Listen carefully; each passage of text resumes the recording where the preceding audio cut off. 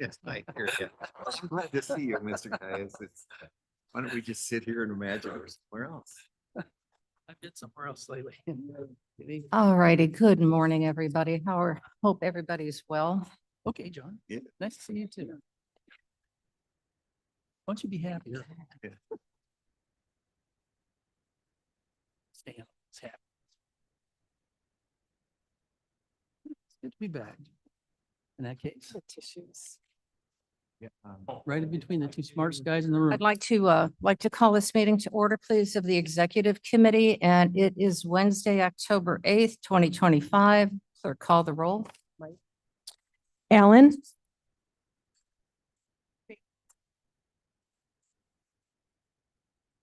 Gums, Yeah. here. Juby, To be here. Caius, Highest present. Lewis, Lewis remote if allowed.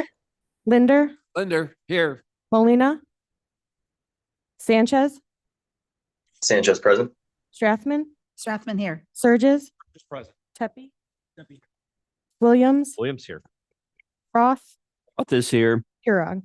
I'm Okay. here as well. Do I have your permission, Executive Committee, to allow Ms. Lewis and Mr. Sanchez in remotely? Okay, very good. Welcome, everybody. Madam, Yes. I'd like to be recognized. Oh, yes, please. Recognize Mr. Leonard. Thank you, sir. Leonard, Here. Leonard is now acting chair of the Finance Committee. So he's given all abilities as an appointed chair to that position. And we'll bring everybody up to speed on what's going on with that during my comments. All right. Well, Mr. Leonard, welcome. You can do the pledge. Thank you.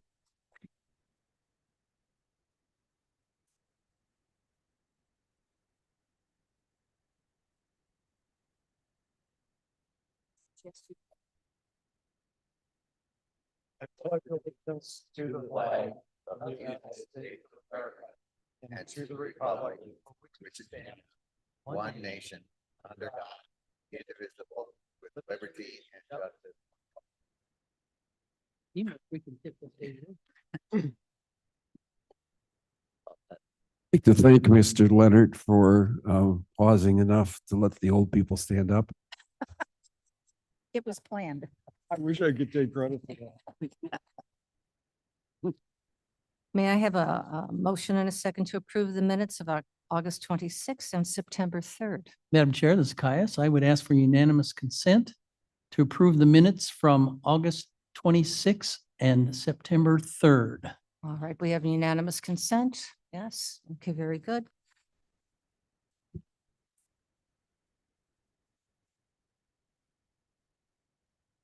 Oh, and I just see that Deb Allen has signed online as well. Ms. Allen? Good morning.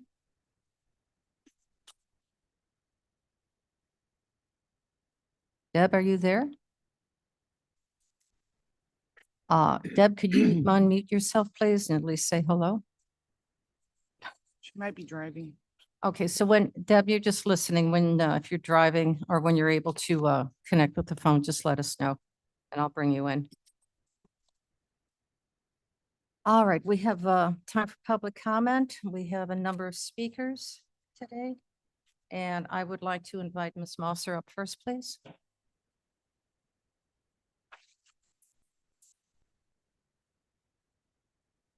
Good morning. Mosser, just so you know the protocol, you have 3 minutes. I'm very aware.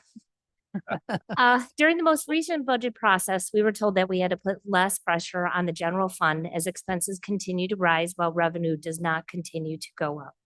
The fact that expenses have risen each year is not unknown to anyone. The fact that revenue stayed stagnant is a direct result of decisions made by this county board. When asked to rely less on the general fund, our finance department recommended that we move more individuals into riverboat funding. As you should know, we've received funding from the riverboat to sustain our domestic violence unit, victim services unit, child advocacy center, and drug unit. Every year that we've applied for this, the riverboat committee always says that this should be supported through the general fund. Every year I agree, but when the general fund doesn't increase, we have to find other resources. You are well aware that I've done that not only through the riverboat, but through grants and other special revenue funds to put less pressure on the general fund. We in fact relied on this recommendation and moved more individuals to Riverboat, applying for more funds so we could take pressure off the general fund. We were denied these funds recently, or the recommendation is going before this board right now to not give us as many funds as we need. So in addition to the county board now demanding that I reduce my budget by $1.9 million, I now have to reduce it by another $1.3 million. This would result in firing close to 40 employees. But what is insulting is what is being recommended for the Riverboat. $30,000 for an internship program for the county board, $100,000 for a strategic plan for the county board that was previously voted down by this county board. I don't know about you, but I don't know why spending $100,000 on a plan that has no funding seems like a wise idea. $101,000 for grant management. What grants have been obtained? How has this been fruitful for the county? And $35,000 for a Centennial Garden. These are just some examples of where the money is intended to go versus prioritizing public safety for this county. I am urging this board to send this resolution back to the committee so that the priority can be what is best for the county and not what appears to be pet projects of the board. Thank you.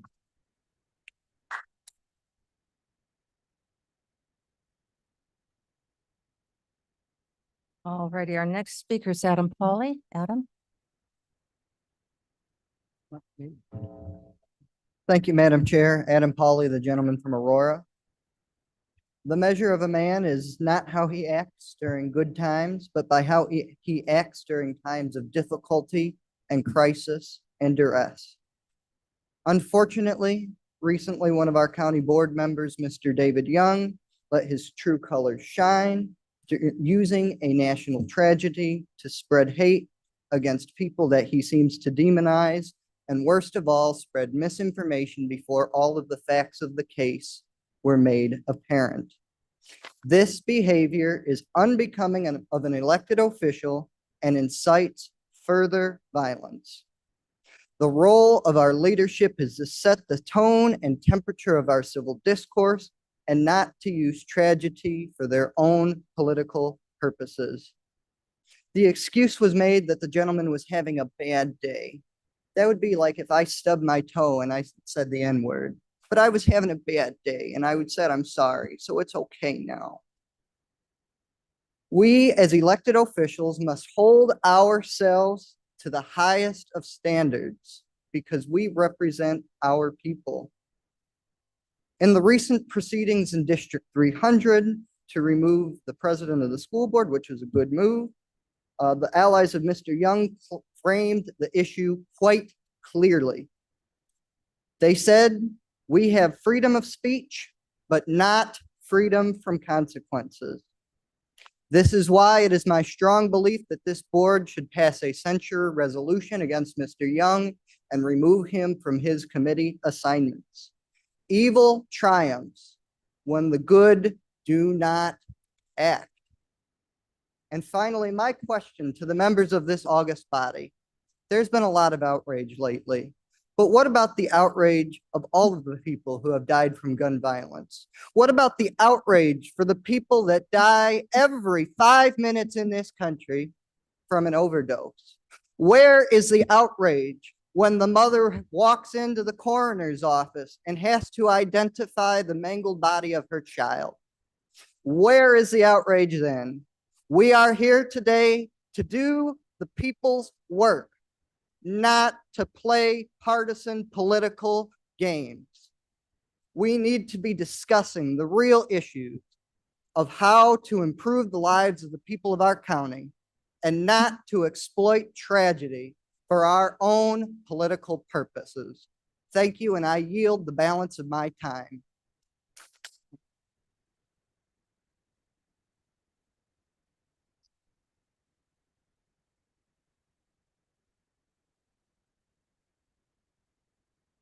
Ginger Romano, are you going to speak today?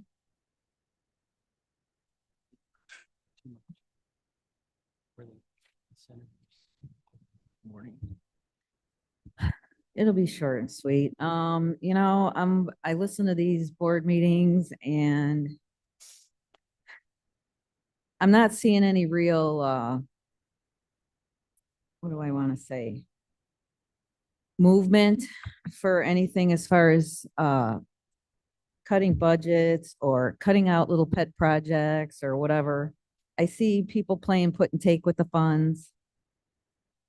Taken from the riverboat. That's supposed to be a benevolent thing, and then you're using it to run the county or whatever. Because I don't know, the budget's only been doubled like since what, the last 4 or 5 years. And I know we've had ARPA funds, but now it seems like we're acting as if those ARPA funds are gonna be in perpetuity or something. So, and then I think in the remarks about all this, these people, arguing back and forth about, with David Young saying what he said, and then, I could actually rebut and say, there was a D300 school board president that essentially offended a lot of people too. And, but that was okay. So anyway, it's just,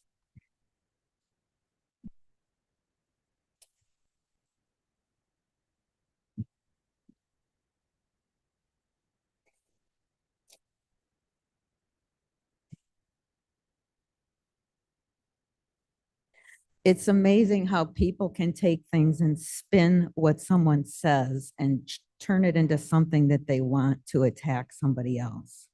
And I heard what David said differently than what a lot of other people said. And it's the same thing. Okay, I'm going to say Charlie Kirk is one of those people. The people that actually backlashed against him didn't even know who he was, didn't know what he said or what he stood for. And I think if they went back and actually listened to what he had to say, instead of people cherry picking words that he said, you might actually find out that maybe we all want the same thing. So I guess that's about it. Thank you so much. Okay, thank you very much. All right, our last speaker is Brian Anderson.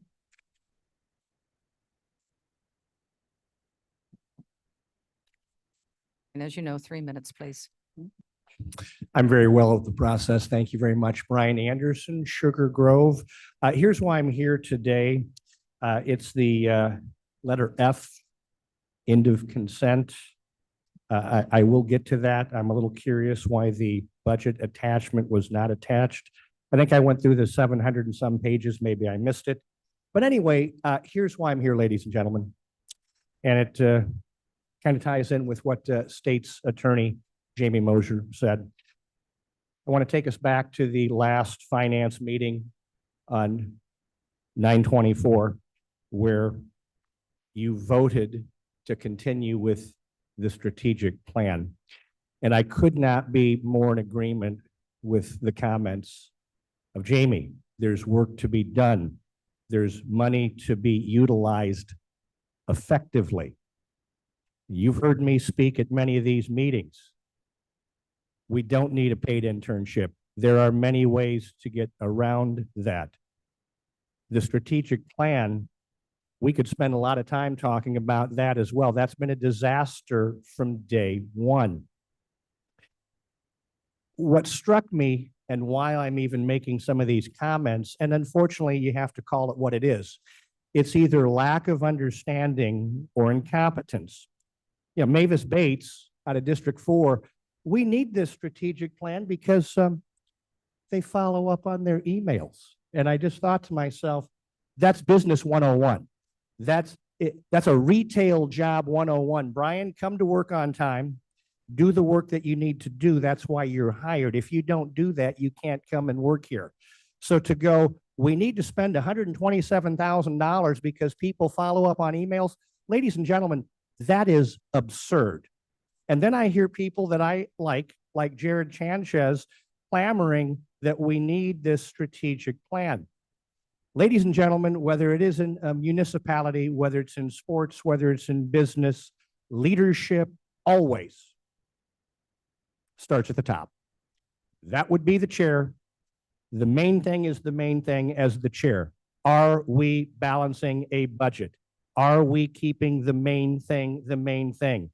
Every conversation, all 13 committees, at the end of the day, where are we at with balancing the budget? It is crucial. We're not doing that. I don't need to spend $127,000 to tell you what you can do on your own. Now, several board members, we need to know what the constituents want. I don't know. I have to take us back to April 1st when it was the largest consolidated election turnout in 25 years. 71,000 voters. 55,000 said, we don't Time is want to up, sir. spend more money. Brian? 17,000 people said yes. You have your answer, ladies and gentlemen. Thank you Mike, very please. much. Thank you. Thank you, sir. Thank you.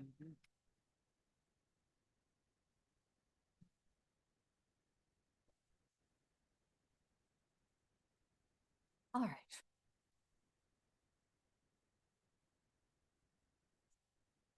Kathleen Hopkinson, please. We're now going on to our financial statements, monthly financial report. I just have the same report that I gave at the Finance Committee a couple weeks ago. Just a couple slides.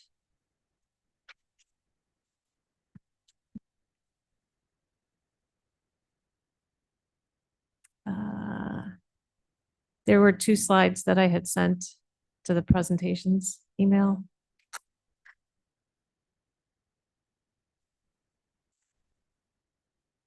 When did you send those? Oh, this morning. Sorry. I'll just, And is there a page in the packet that you would like us to review? no, it's just the same slides that I presented at Finance Committee, the presentation. Just going over the key indicators for the general fund, general account. Right now, no major items to highlight. There's a lot of timing issues. The second installment of property tax revenue did come in, was transferred over to the all of the funds in the county that received property tax revenue in mid-September. Interrupt, I'm Yeah. sorry. I was hoping Blair could zoom the screen because it's hard. We can't read the chart. I Okay. think the chart is what we need to be looking at.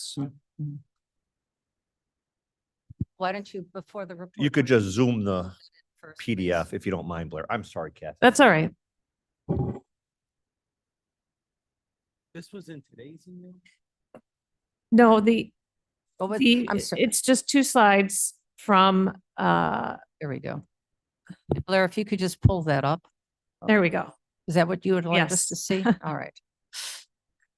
There you go. Much better. This is just the key indicators for the general fund, general account. Most of the differences are related to timing. One that I wanted to highlight is the property tax revenue. The second installment of the property tax revenue came into all the funds. The general fund is just one of the funds that receives property tax revenue in the county. So that money will help carry us through to the end of the year.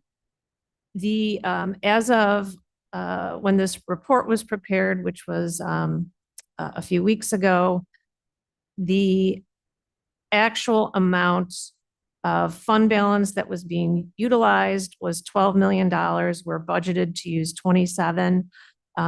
Part of that difference is because we have the property tax revenue now for the next 3 or 4 months to carry the expenditures, but we are still on target to utilize $27 million in fund balance in the general fund. The next slide, I just wanted to go through the key indicators on some key tax revenues across the county.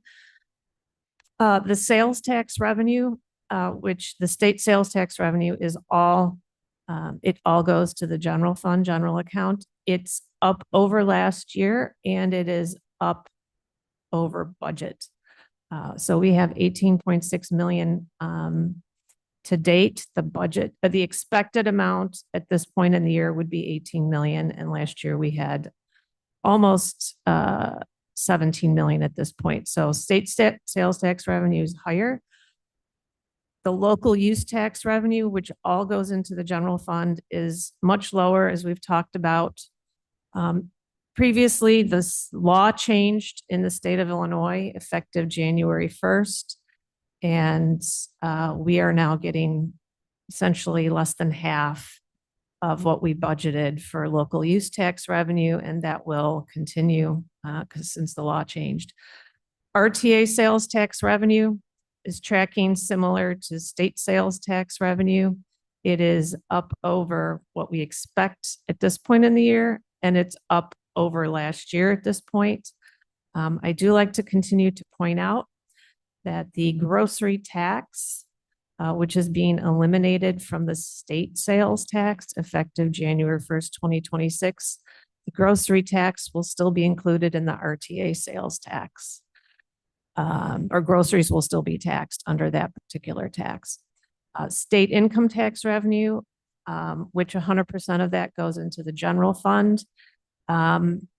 This revenue comes in different amounts every month. It's not similar. Some months we don't get any, some months we get some. So, but right now it's tracking less than last year, but more than what we would have expected at this point in the year.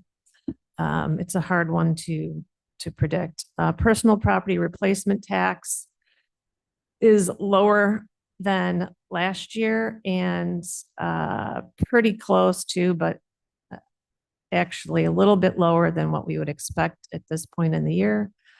And the two motor fuel taxes, the state motor fuel tax and the county motor fuel tax, are both a little Blair, bit can you put higher. that back? Yeah, are just slightly higher than expected in last year. And just again, to point out the difference, this state motor fuel tax and the county motor fuel tax all go to the Division of Transportation.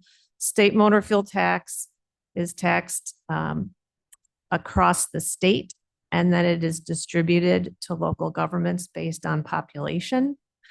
The county motor fuel tax is tax on gallons pumped in Kane County. So. Okay, yes, Mr. Surges. Kath, and this will be rudimentary to you, but if you can, oh, I'm so sorry.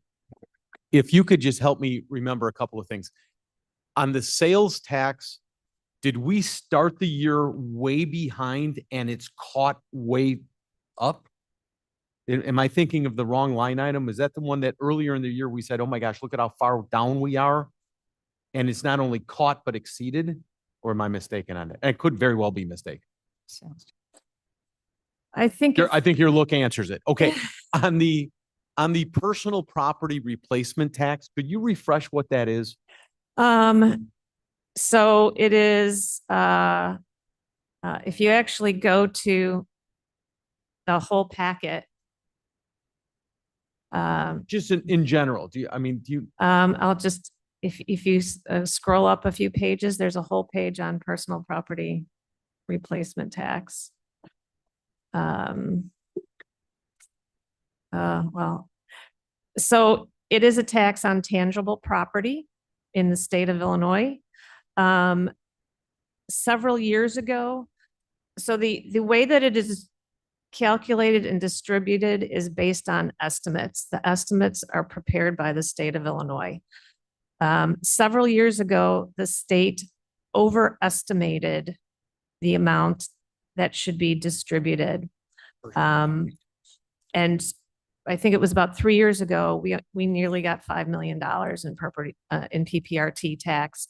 And then the state realized what they did. They put out a notice that said that their estimates were based on premature information, and they had overestimated the impact of I understand the clawback. I just don't know what the tax is on. it's on tangible personal that mean? property. Tangible personal property. I think it's like items like equipment. Businesses. Bill, do you understand what that is? It's for businesses. Well, it's more than that. It's physical objects, not property. Yes, things that you own. Okay, and we'll Yeah, we'll it's go not, offline. it's not property. It's not on, they call it tangible personal property, things like equipment, I think like boats, things like that. Okay, Yeah. we'll go offline. Thank you. Can explain it to you, Cliff. Dumb it way down. Yeah. It's a quirky name. It is a quirky name. What does that mean? Are there any other questions on this? So what has been shared with us is that while sales tax has gone up, about maybe $1.5 million, give or take, it has gone equally down for local use and personal property tax. So one's gone up, the other one's gone down. The grocery tax that I'm just inquiring, that is still included with the RTA sales tax. What percentage of that RTA sales tax is grocery tax? Do you know? What percentage of that revenue is from groceries? Mhm. It's the same answer as the state sales tax. 1%? Oh, the actual tax amount? That's The included. rate? Yeah, that's included in I the think it's RTA. 1%. But the actual percentage of our RTA sales tax revenue that comes from groceries, it's the same answer that the state gives us from state sales tax. They can't tell us. So you can estimate it.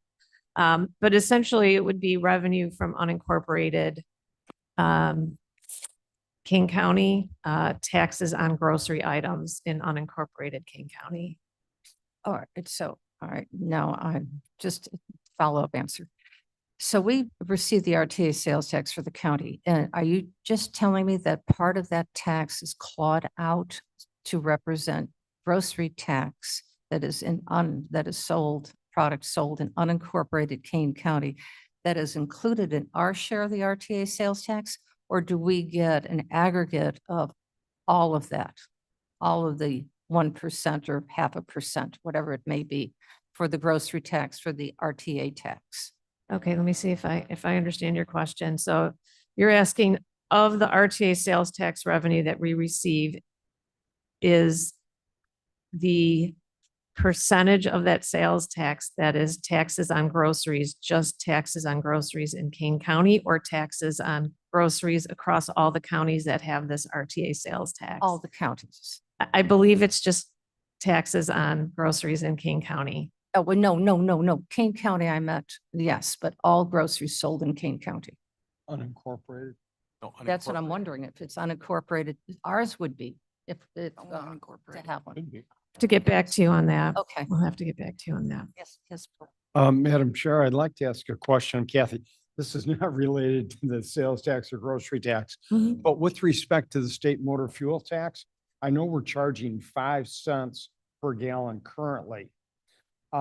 What is the amount of revenue per each cent? In other words, if we raise the motor fuel tax from 5 cents to 6 cents, how much additional revenue would that generate? You're talking on the county motor fuel tax, right? Yes. So on the county motor fuel tax, yeah, we're just, I think we're just at 5 cents right now. The county board can raise it up to 8 cents. I And understand. then it will, both the state motor fuel and county motor fuel taxes are tied to inflation, the CPI, so the state automatically raises them. So even if the county board is limited to raise it up to 8, it will continue to go up. So your question, so if the county raised it from 5 to 8 cents, To 6 cents, 1 cent more. 1 cent, it would probably bring in, maybe 2 million. Thank you. Yep. That sounds correct. Yes, Ms. Gums. Comment on that. I'm glad you brought it up, Mr. Leonard. We have one of the lowest rates, I believe. So should be something we consider. I think DuPage is like 9.7. So God bless you. So I think we should definitely have that conversation. Last time, minus the raises that has been given by the state, the last time our motor fuel tax was raised by the board was in 2007, and that was up to 4%, initiated in 2002, raised in 2007, and that's where it has stayed. It's 5 because of the increase of inflation, CPI, that the state has allowed. So it's been a very long time. Yeah, it's cents on the gallon. Yeah, pumps, yeah. Any other questions? Corinne, Yes, yes, Mr. Sorry, Surtees. you had made the comment that on, on the tax that was being clawed back, while we're down, that doesn't mean that the spending was lower. It just means they clawed back an amount. How long are they clawing back that 5 million? Are we done this year? Or is next year there's still more that they're taking? So the, or- the state periodically puts out an estimate. Yeah, so it's Thank kind you. of like once a year they put out an estimate. The last 2 years, it's been pretty consistent. It's been around, if you look at last year, 2.2. If you dive deep into my report, it was always around 2.2 million, 2.3, and then all of a sudden it went up to like 5 million, and now it's back down. And they said it was because of incomplete information when they did their estimates. All right, are there any other questions for Kathleen? All right, just a thumbs up. How's the budget doing? There's a special finance committee scheduled for next Thursday, I believe, or the 21st. 23rd, 23rd, 23rd, I think it is. 21st, the 21st, the 21st. 21st. Okay. Yeah. That is a Tuesday? Monday or Tuesday. Yeah. Okay. So hopefully, we'll have, it'll be almost done. Getting close. Yes. Chair, if I may, I'd just like to state that we, speaking of Vern and myself and some other people on the finance committee, including you, we're working with the elected officials. We're getting movement on things and we're getting adjustments. Is everything perfect? No. However, I do believe that we will have a balanced budget to present to be approved at the November county board meeting. Yes, November 10th. That's the goal. So, all right. So with that, thank you, Kathleen. And it's now time for Julie Mann. Good morning. I'll start with the State of the County presentation. Worked extensively on a presentation for Madam Chair's State of the County address at Eagle Brook Country Club put on by local chambers of commerce. I helped executed it that event. And a special thanks to Michael Isaacson, Jody Walnick, Tom Rickert, and Mark Van Kerkhoff for their participation in presenting key portions of that program. We just wrapped up another township listening session with township officials from Blackberry and Virgil, where information was shared about riding cane and free resources available through the Kane County Health Department. The meeting was well received, and another one is being planned for later this month. A county brochure development. I created an informational brochure for Mr. Surges with a few days for his use at several local festivals, which was really nice to be able to work with you on that. Highlighting Kane County services and programs. Again, your input was greatly appreciated on that. At Madam Chair's discretion, I'm now collaborating with a graphic designer to create a countywide brochure that can be used by everyone.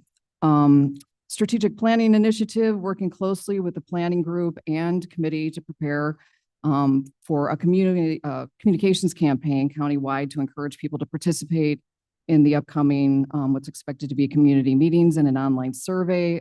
I was also tasked with developing the strategic plan website, which will serve as a central location for information and survey access. Revisions have been submitted, and I'm currently waiting to see what the update is from Barry Dunn. America's 250th anniversary celebration. I had a really great conversation with members of the Elias Kent Kane chapter of the Daughters of American Revolution. I'm really looking forward to partnering with them to tell stories of the Revolutionary War veterans who are buried in Kane County. I initially thought there was one, there's actually 5.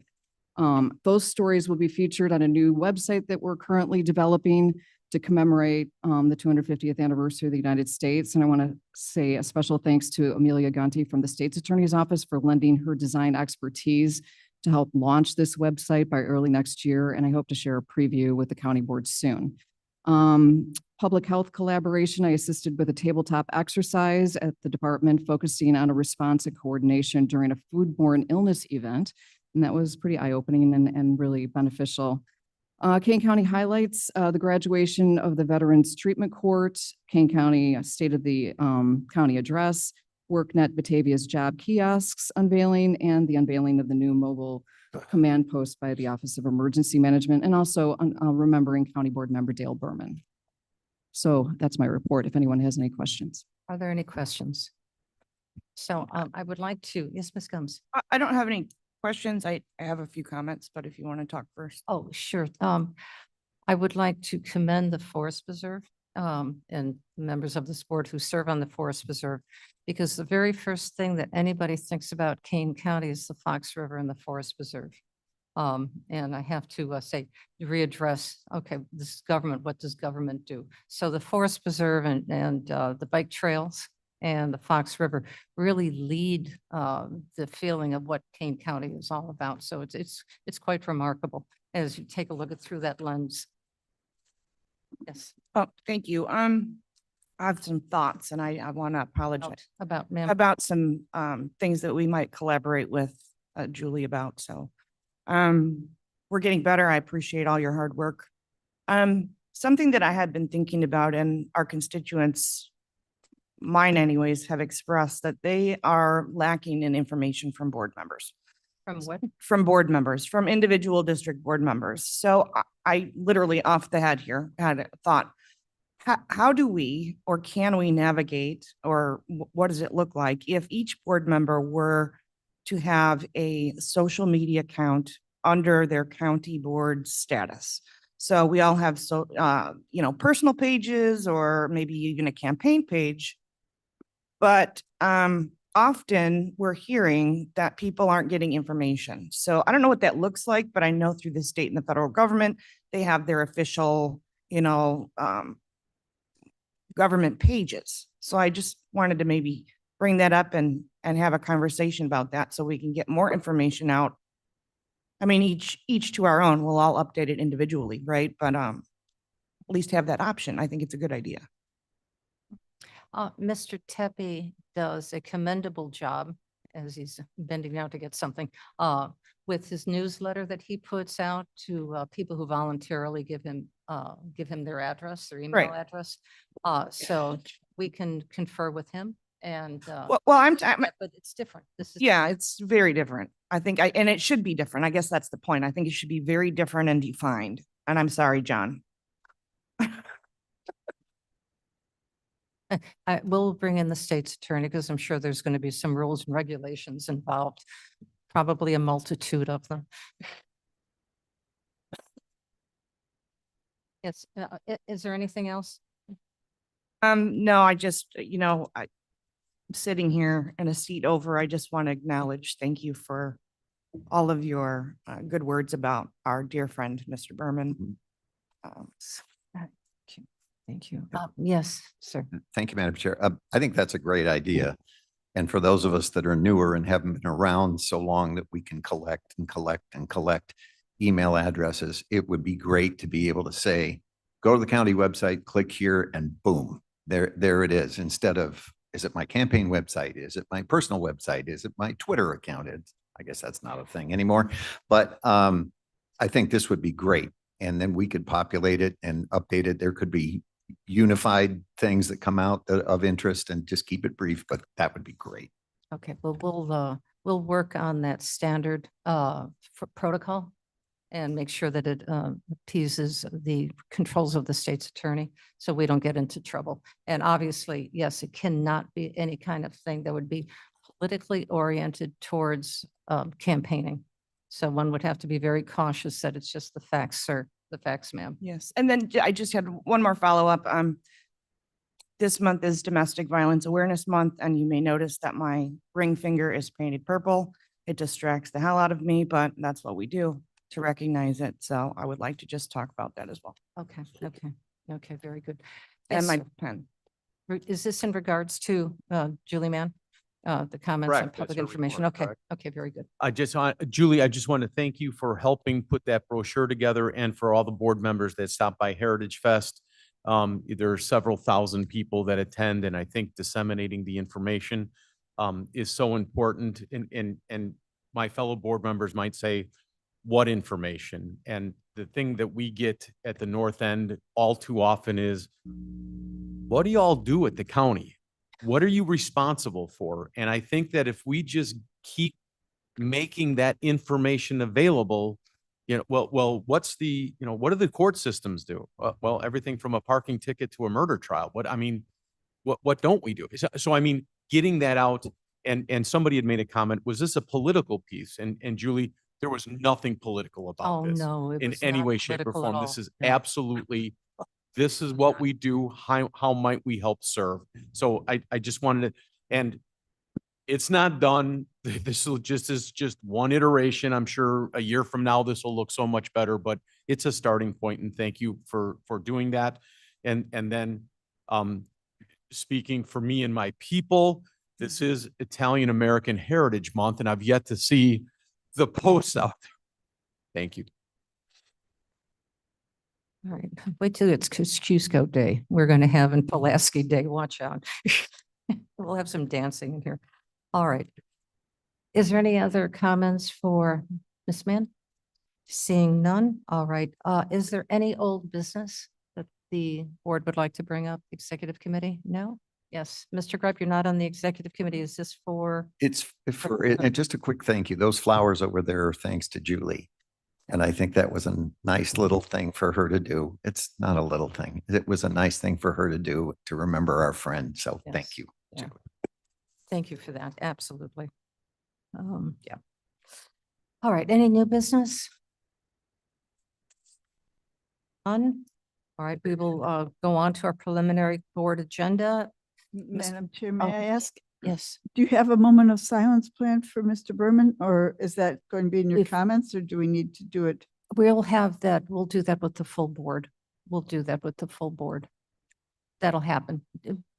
Ms. Bates, when the full board is convened, we will have that moment of silence, and there'll be some comments that I'll be making about him. Okay.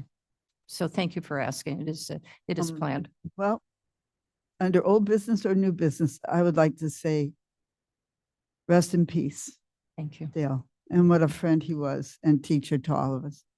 Thank you. Thank you. Yes, he's yeah. This sadness touches me deeply. All right, Mr. Sanchez. It's your turn.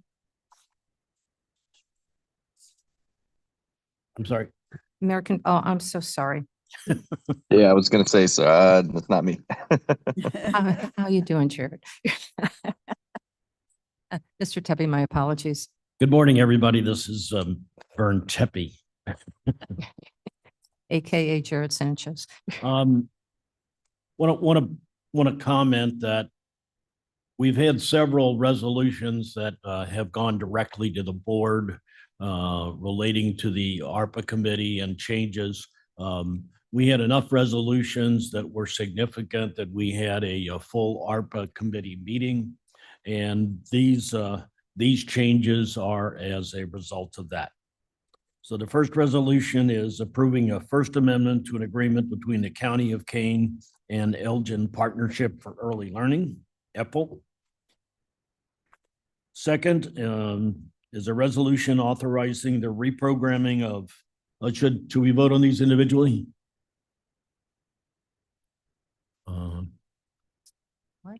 Individually or all? at Oh, once? it's individually. All that's needed is the title to be read. As long you don't need to do them individually. As long as you read the group titles, each individual title, they can all be voted on to be moved to consent at one time. Thank you. And just after you. Ms. Bates' comments, my Thank you. head went into an empty chair.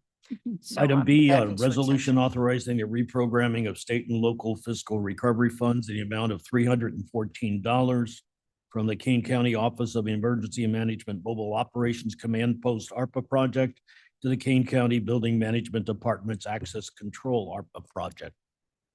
Item C is a resolution authorizing the reprogramming of state and local fiscal recovery funds in the amount of $7,265 from the Kane County Environmental and Water Resources Department, Ogden's Garden ARPA project to the Kane County Environmental and Water Resources Department's Stream Gauging ARPA project. Item D is a resolution authorizing the reprogramming of state and local fiscal recovery funds in the amount of $239,230.95 from the Kane County Environmental and Water Resources Department's Ogden Gardens ARPA project to the Kane County Environmental and Water Resources Department's Recycling Contractual Services and Commodities ARPA project.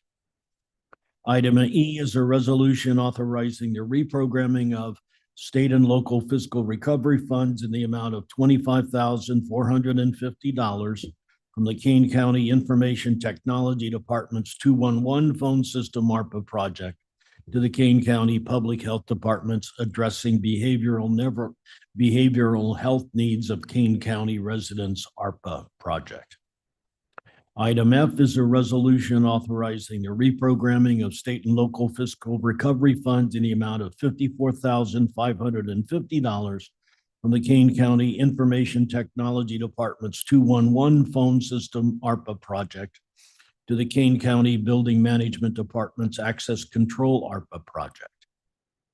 Item G is a resolution authorizing the reprogramming of state and local fiscal recovery funds in the amount of $46,200.55 from the Association for Individual Developments to support the expansion of access to mental health and crisis support services ARPA project to the Kane County Building Management Department's Kane County Satellite Offices Building in Elgin HVAC System Renovations ARPA project.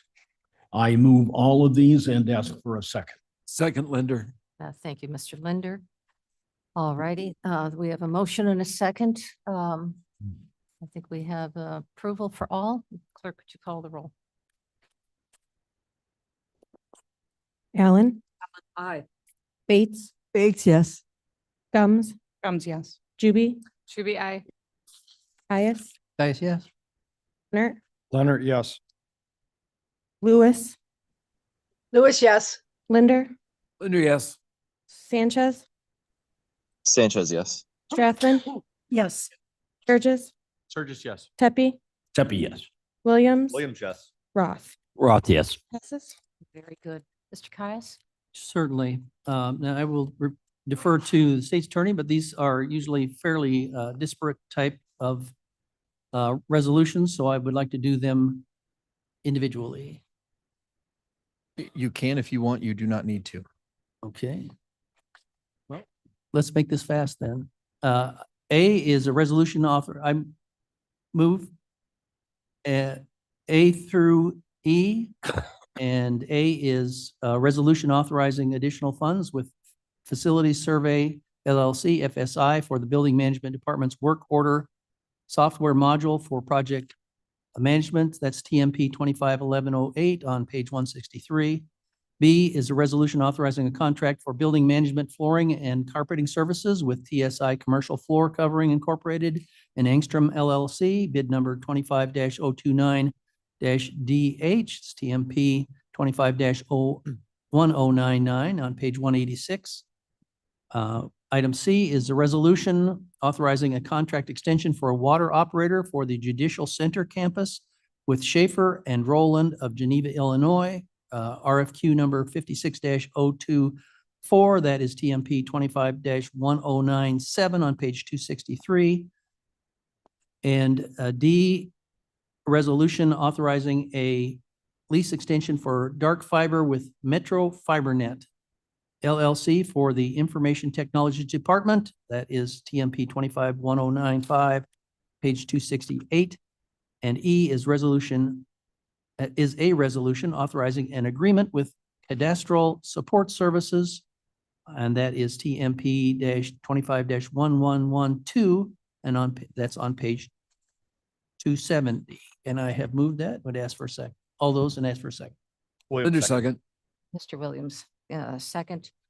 We have a motion and a second. I see no questions. Clerk, call the roll. Comments? Oh, yes, sir. I still think item D is the I knew you coolest name could- ever. I could- It's the I knew you coolest could- name ever. I was going to be the only one that said that.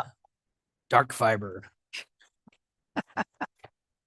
Should be a new. The question is, a does anyone know the superhero. definition of it?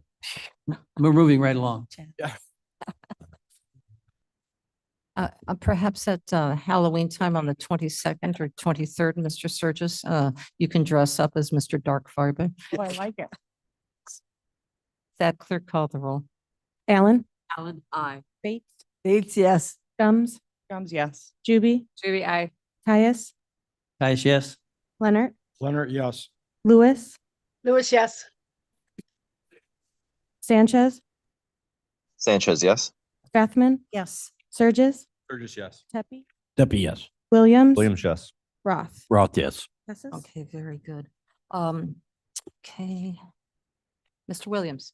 Thank you, Madam Chair. We have three matters for your consideration this morning. The first item A is an ordinance amending Chapter 6 of the Kane County Code, Buildings and Building Regulations, Article 4 fees. Next item B, resolution ratifying emergency purchase affidavit for a temporary project manager for a federal grant. C, an ordinance providing for the adoption of a revised schedule of fees for stormwater permits in unincorporated Kane County and non-certified communities. I would move for approval and ask for a second. Second, please. Linder. Mr. Linder is fine. Does anybody have any questions on this? Yes. I do have a question. The ordinance changes this is the first reading, and do they have to be separate? Could you ask that again, please? Any ordinance adoption or change, it's the first reading accurate, and do they have to be separate from the consent agenda? I don't know. That has been I the thought so. tradition. That's been Yeah. the I think that's for the tradition. full county board. Right, but we're moving this to consent. So second readings usually are only required when you're changing your own rules. I'll have to look into this, but put it on the consent agenda. If I find out it needs to be pulled off, we can do that next week. Fair, thank you. Okay, excellent. Yes, Mr. Surgis. Mr. Williams is, Madam Chair, we have, I am failing. There is a group that we have joined to look at the overarching rollout of the collar counties and how we all play together in economic Correct. The development. Greater and stuff like- Chicagoland Economic one. Partnership, GSEP. How are our fees? Have you had any dialogue between the fee structure here versus our friends there, and any dialogue that transpired? Are they telling us your fees are too high, your fees are in line, your fees are great? That's a good question. About 6 years ago, we had a fee study done. Okay. What we're doing now is with regards to the building fees, we're just catching up for the cost of living for inflation. Perfect. Okay. For the stormwater fees, those fees have to be based upon our staff time. So Jody Walnick has looked at our current salary structure and has adjusted those fees to be commensurate with what our actual expenses are in her department. As they relate to other counties, we have not looked at those, but they're really tied to our actual costs of providing those services. I guess my question would be, if we are expending money and have invested in this group, and if I am a developer coming in saying, if I'm going to do this and I have to say, would I do it in this county or that county? That would be a major determinant for me. And I would just be curious to see if we have that comparison. I am not looking to say, Cliff has a question, let me burden Rick with finding it out for me. I am willing to roll up my sleeves and help out with that any way I can. But if we have it, I'm suggesting we should probably have it. Well, I think that's a good idea, but what I think you need to consider here is we do not have developers come to the county for large scale developments. Those developers are going to incorporated municipalities because they can provide water and sewer. You know, there's a few examples in the county of large scale developments, Mill Creek in my district being one of them, but those are the exception rather than the Okay, rule. fair enough. So that sort of mitigates against, having to spend a lot of time looking at other counties because these are really smaller projects. I will tell you though, that as it relates to other taxing body or municipalities in our county, our fees are very competitive, if not less than most of those municipalities. Thank you, sir. And just GSEP, one of the reasons people come into our county is because of other businesses that are similar to theirs. So there's and workforce that they're looking for, and of course, quality of life. for their staff as well as themselves if they're coming here to establish a business. So there's a whole spectrum of things that a business will look at before they decide on Kane County. So that's why it's very important that we maintain fiscal integrity throughout the county and tourism and attractiveness and good schools.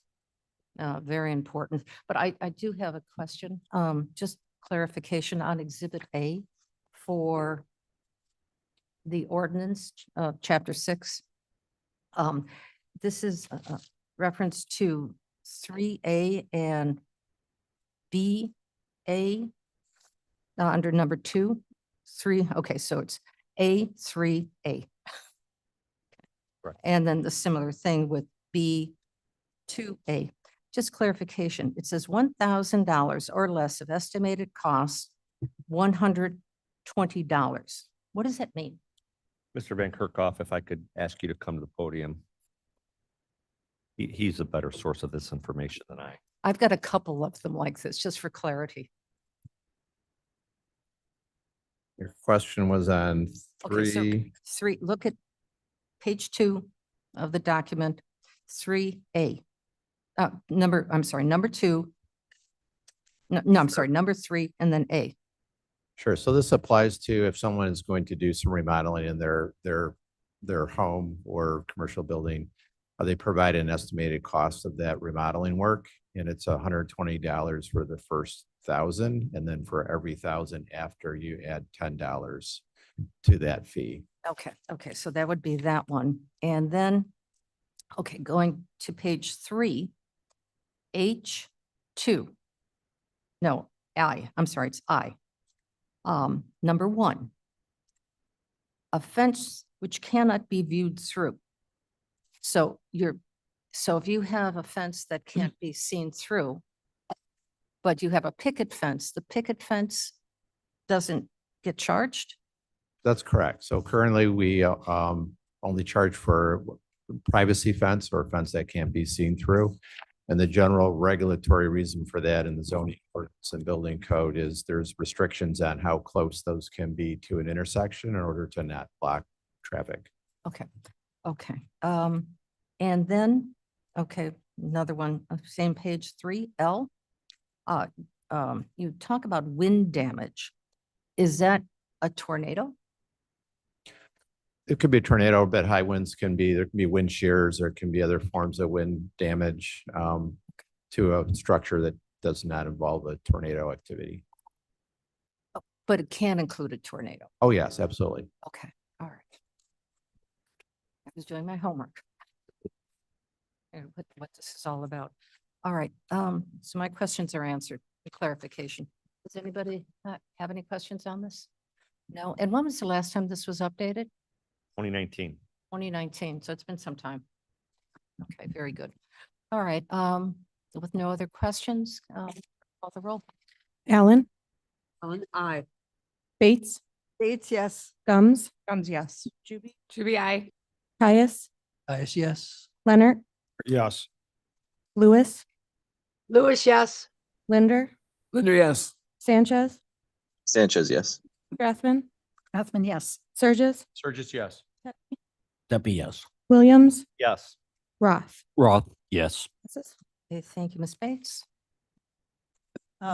Ms. Wolnick, would you please step to the podium? This is a resolution for managing environmental, authorizing an amendment to the master power supply agreement for the Kane County Electrical Aggregation Program, RFP number 25-035-TK. Are there any questions? May I ask for Are you gonna move them all or? I only have one. That was it, yeah. That's it. I will second. Second, Ms. Strathman, seconds. Okay, Thank you. Thank you. Are there any questions for this? Any questions from Ms. Walnick? Ms. Bates? None. Very good. Okay, clerk, call the roll. Allen, Allen, aye. Bates, Bates, yes. Gums, Gums, yes. Juby, Juby, aye.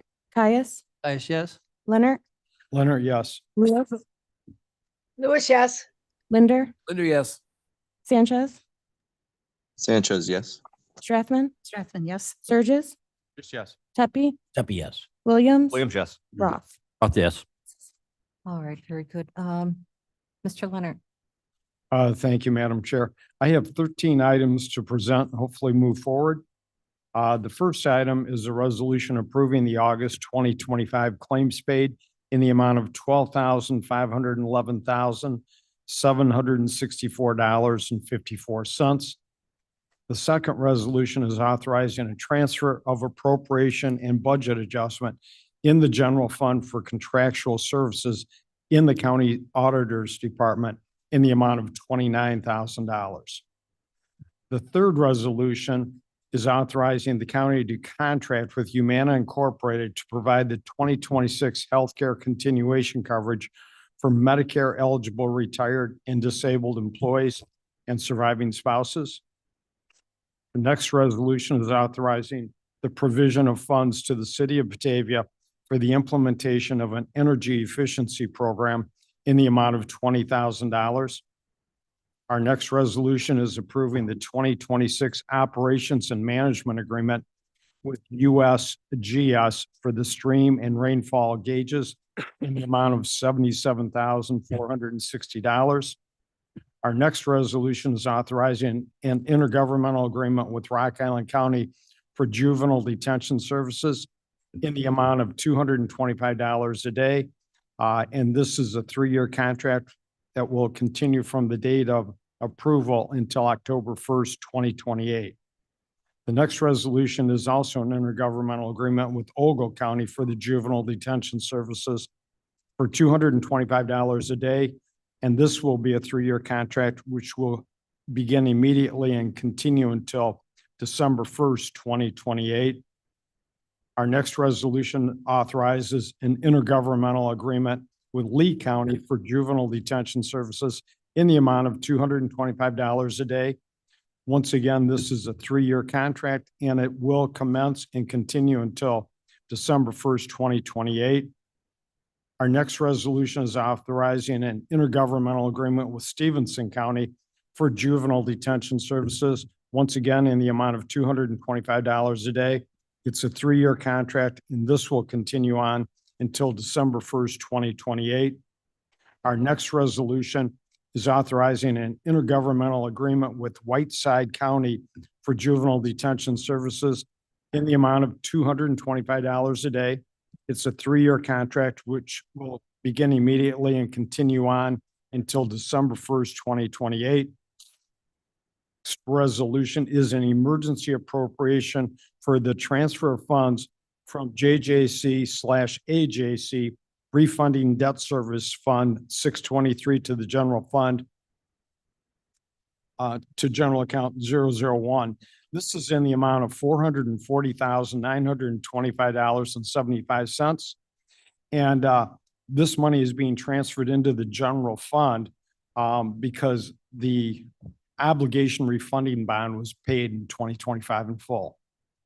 The next resolution is approving an amendment to the agreement with Workday Adaptive Planning of Pleasanton, California for access to and use of data analytics and budget forecasting software in the amount of an additional $5,687, bringing the total to $116,300.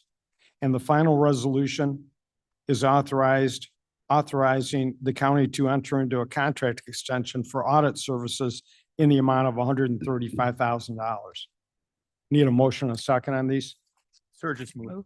Roth will second. Mr. Surges, yes. Thank you. Any questions for finance? Yes. I'd just like to make one comment on all of these items. They're all within budget. They were all budgeted, so there's no changes in anything. Absolutely. And I also would like to make one comment.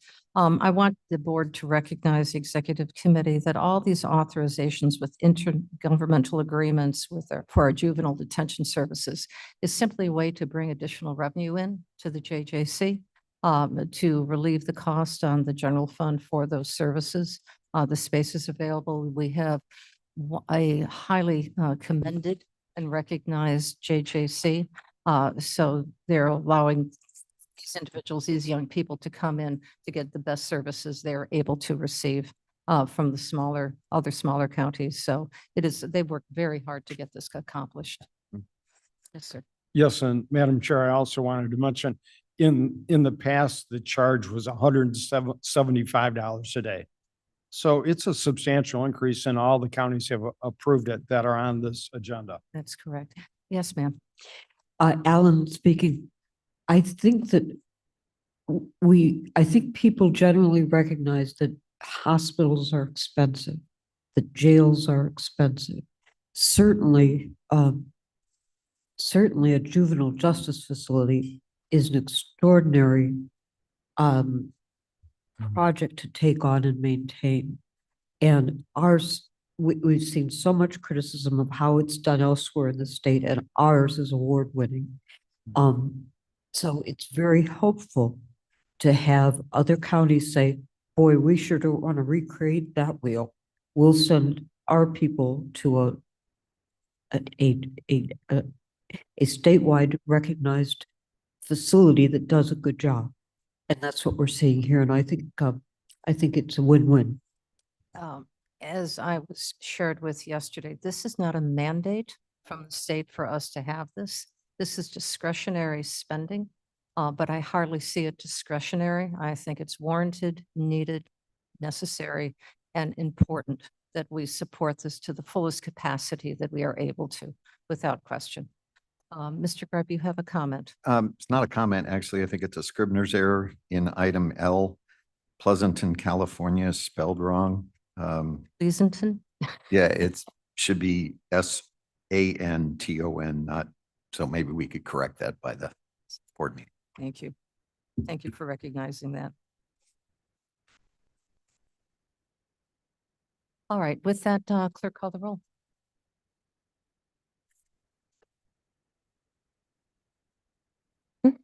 Alan, aye. Bates, Bates, yes. Gums, Gums, yes. Juby, Shuby, aye. Caius, Caius, yes. Leonard, Leonard, yes. Lewis, Lewis, yes. Linder, Linder, yes. Sanchez, Sanchez, yes.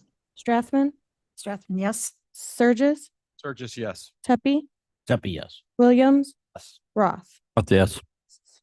Very good. Alrighty, Mr. Surges. Sure, thank you. Before I start, Bill, if I can just say thank you.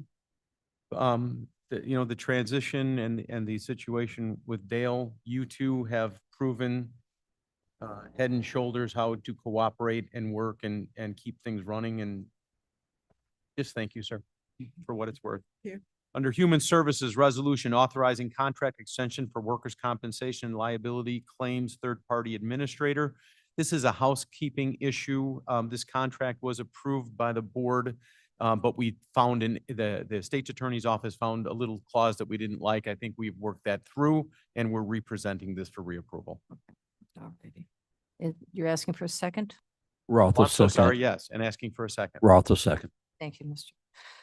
Roth. Any comments on this? Seeing none, clerk, call the roll, please. Alan, Alan, aye. Bates, Bates, yes. Gums, Gums, yes. Juby, Shuby, aye. Caius, Yes. Leonard, Leonard, yes. Lewis. Miss Lewis, Anita? Linder. Sorry, Lewis, yes. Thank you. Thank you. Linder, Linder, yes. Sanchez, Sanchez, yes. Strathman, Strathman, yes. Surges, Surges, yes. Tepe, Tepe, yes. Williams, Yes. Roth. Roth, yes. Excuse me. Thank you, Um, everyone. Anita, your turn, Miss Lewis.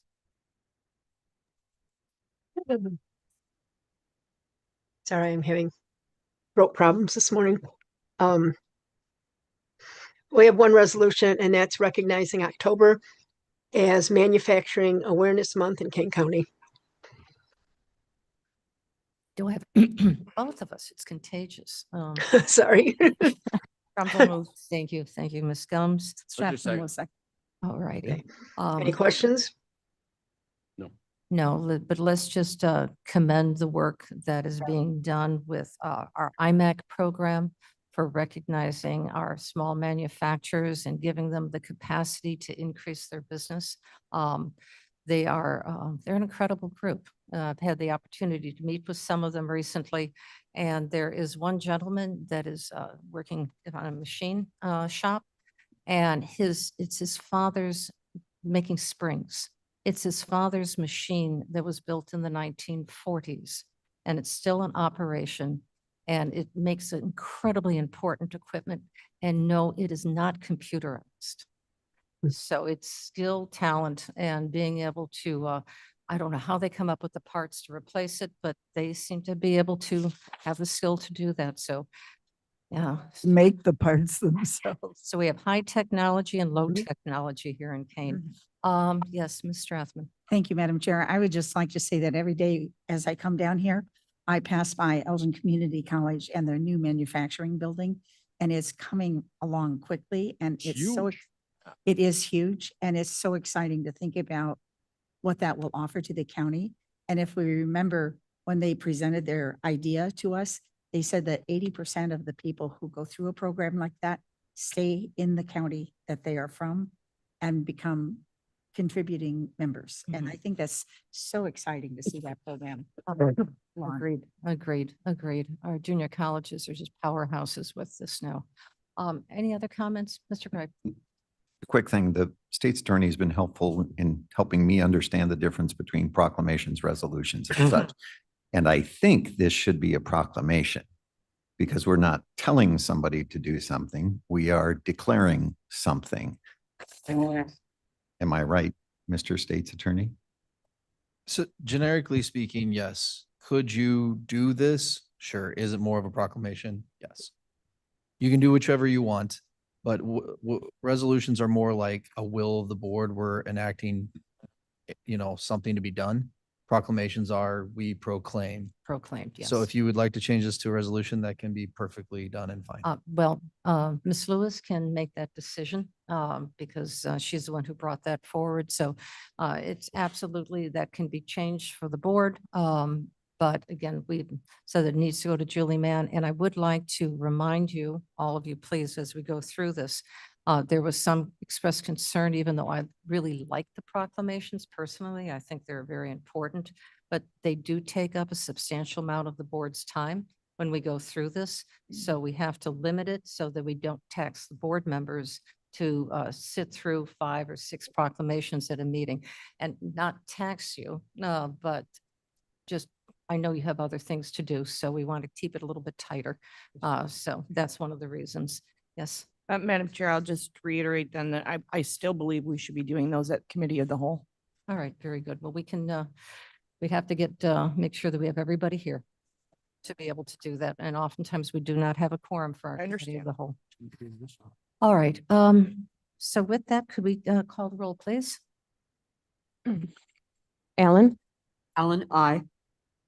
Bates, Bates, yes. Thumbs, Yes. Juby, Juby, aye. Caius, Yes. Leonard, Leonard, yes. Lewis, Lewis, yes. Linder, yes. Sanchez, Sanchez, yes. Strathman, Strathman, yes. Sturgis, Surges, yes. Tepe, Tepe, yes. Williams, Yes. Roth. Roth, yes. Right. Ms. Strathman? Thank you, Madam Chair. I have one resolution for you, and it is, I'd like to move and ask for a second to ratify and approve agreements with the U.S. Department of Housing and Urban Development for the Homeless Prevention Grants for program year 2025. And this approves Kane County entering into the agreements with the U.S. Department of Housing and Urban Development for Continuum of Care Planning Grant and Homeless Management Information Systems Grant.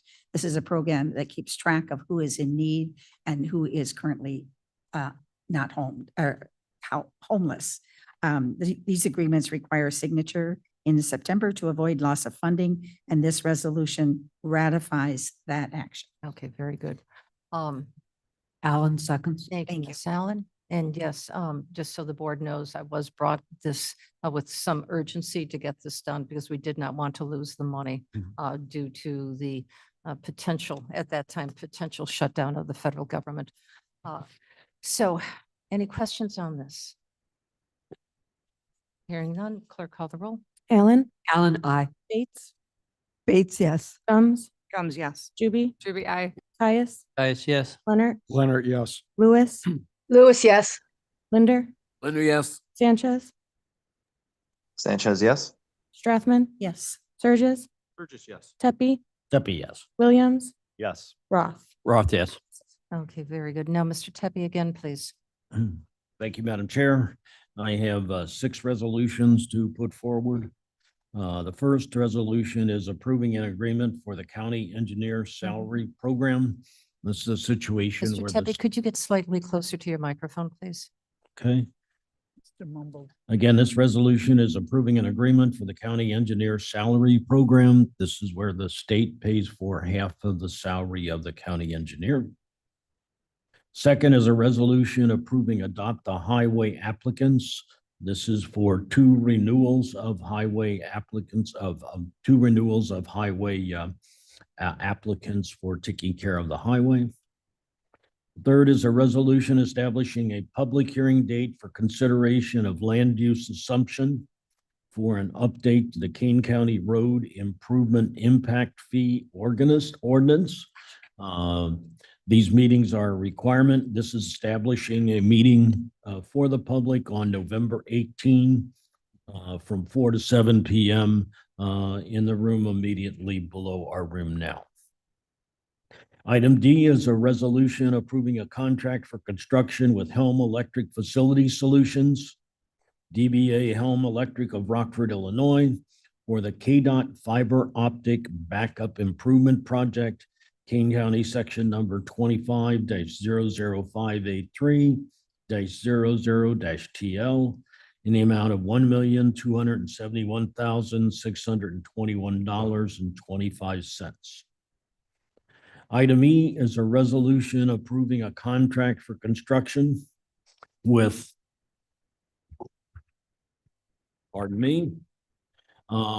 Martin Construction, Inc. of Elgin, Illinois, for Randall Road at Illinois Route 72 intersection improvement, King County Section Number 19-00514-00-WR.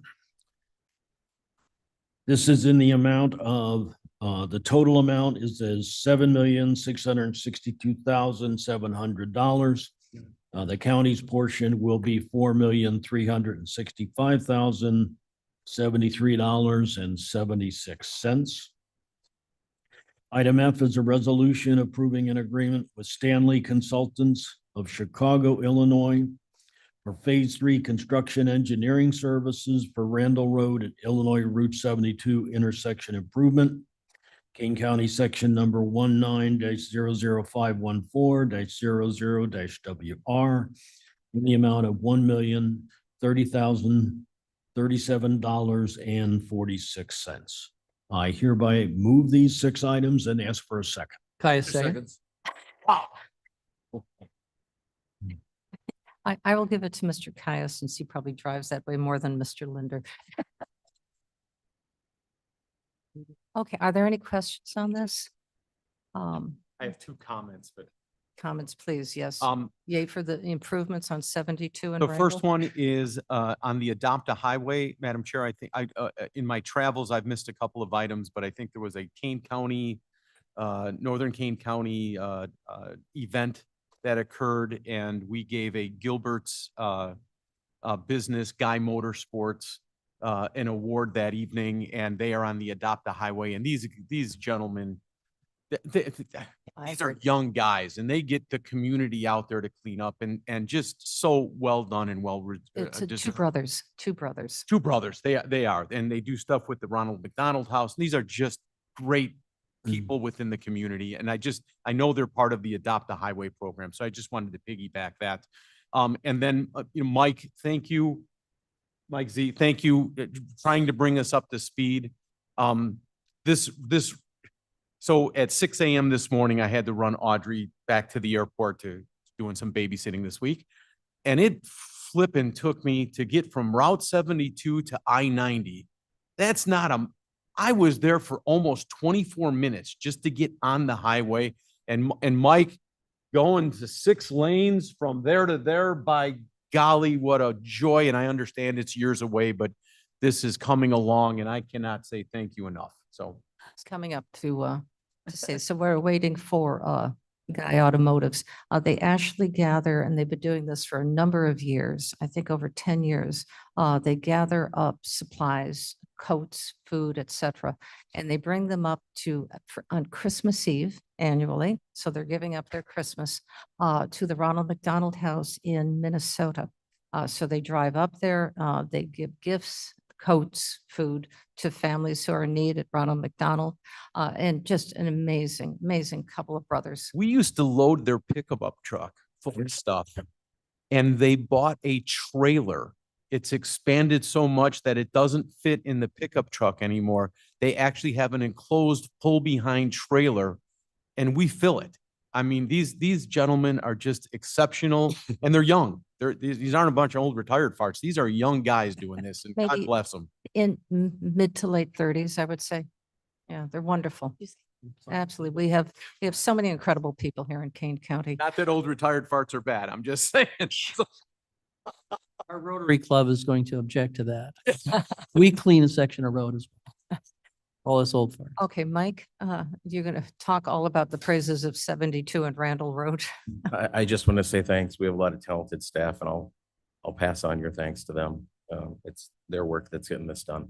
I appreciate it. And Mike has been up at the Eagles Club in Gilbert's at least twice now.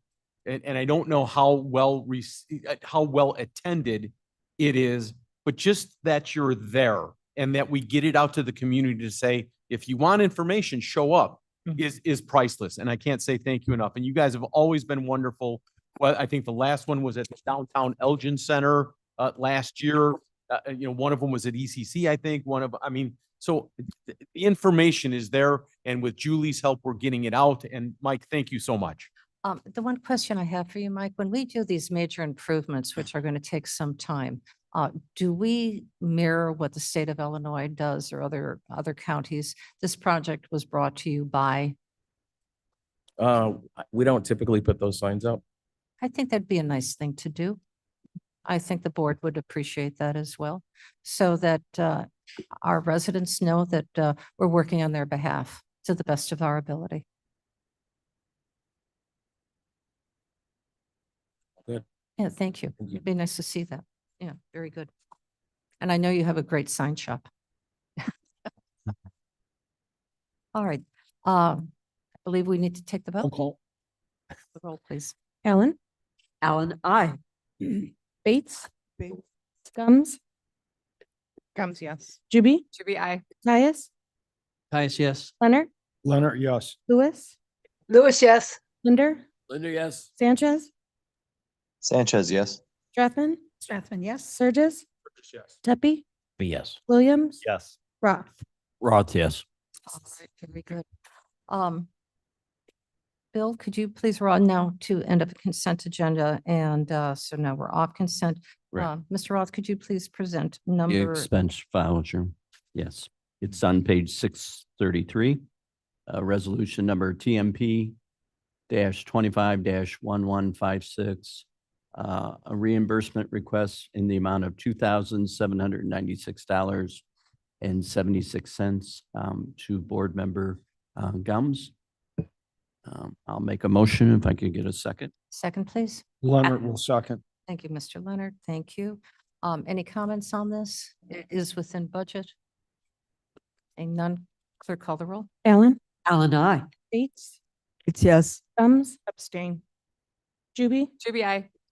Caius? Caius, yes. Leonard? Yes. Lewis? Lewis, yes.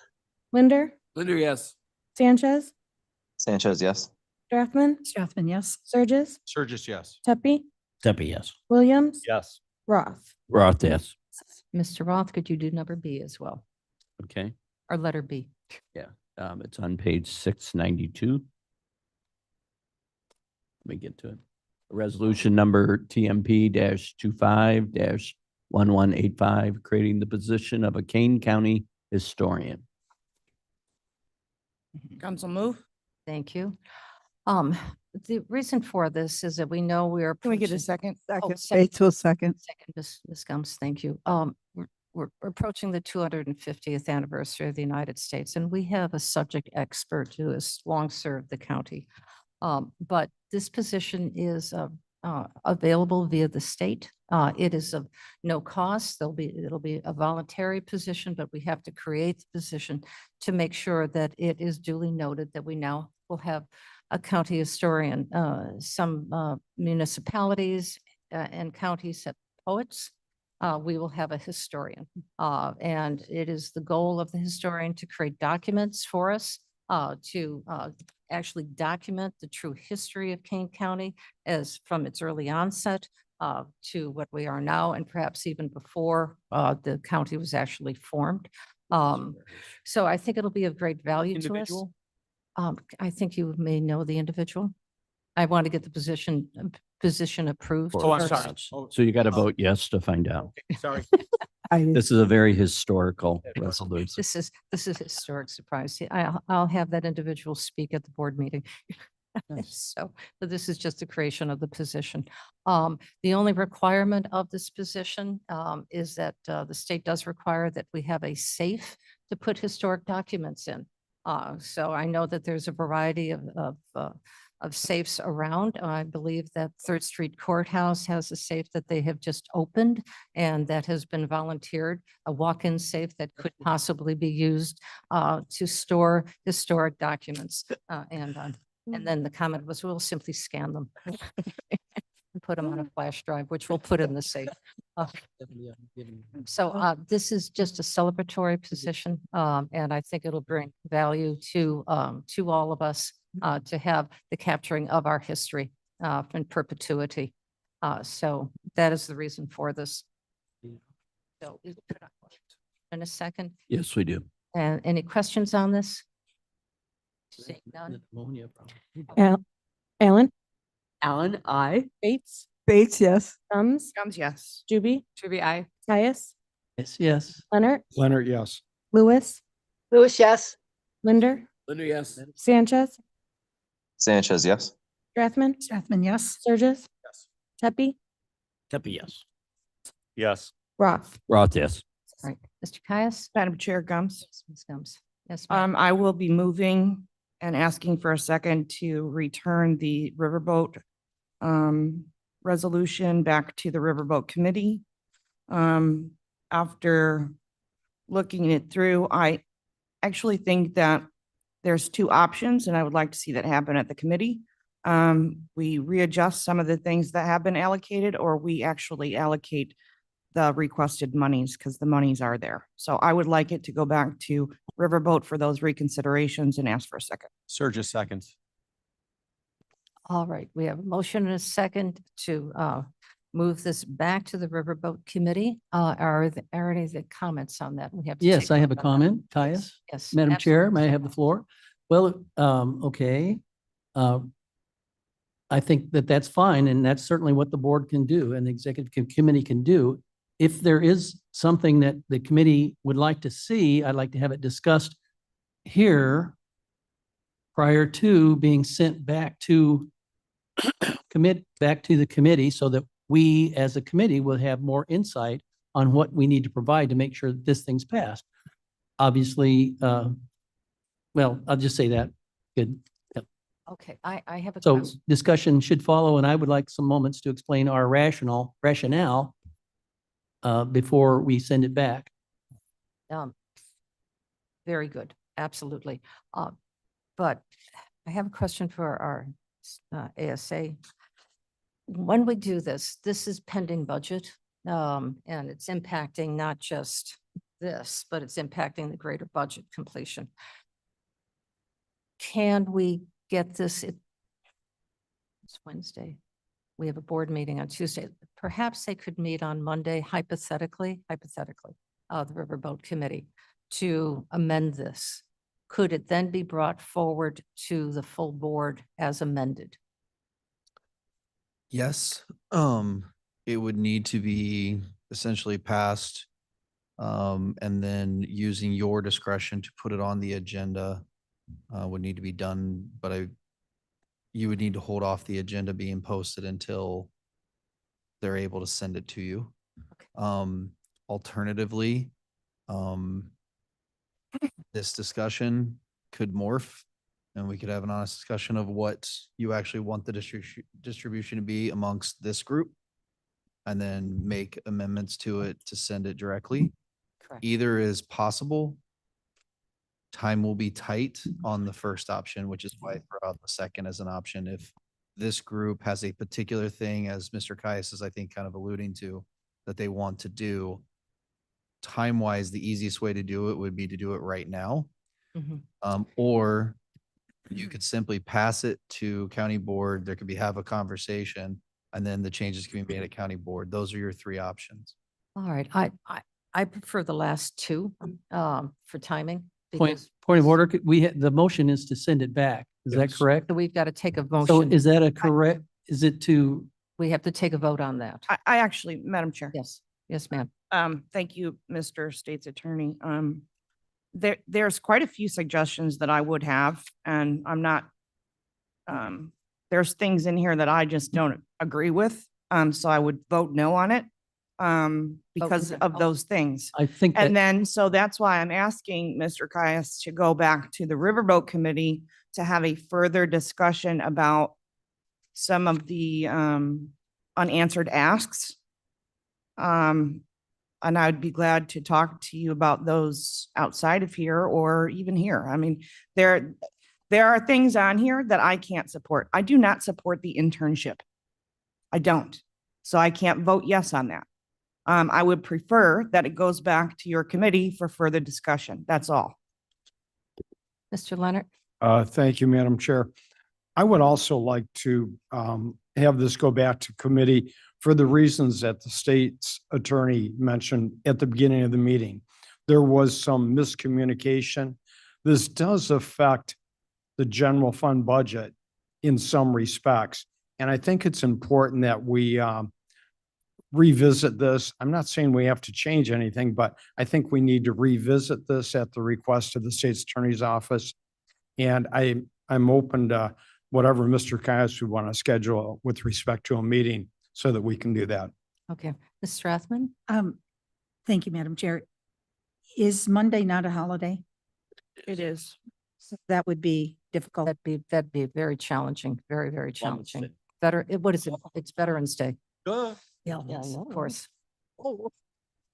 So we would have to, if we're going to expedite this in any capacity, it could not then be included for discussion unless you want the board to discuss it.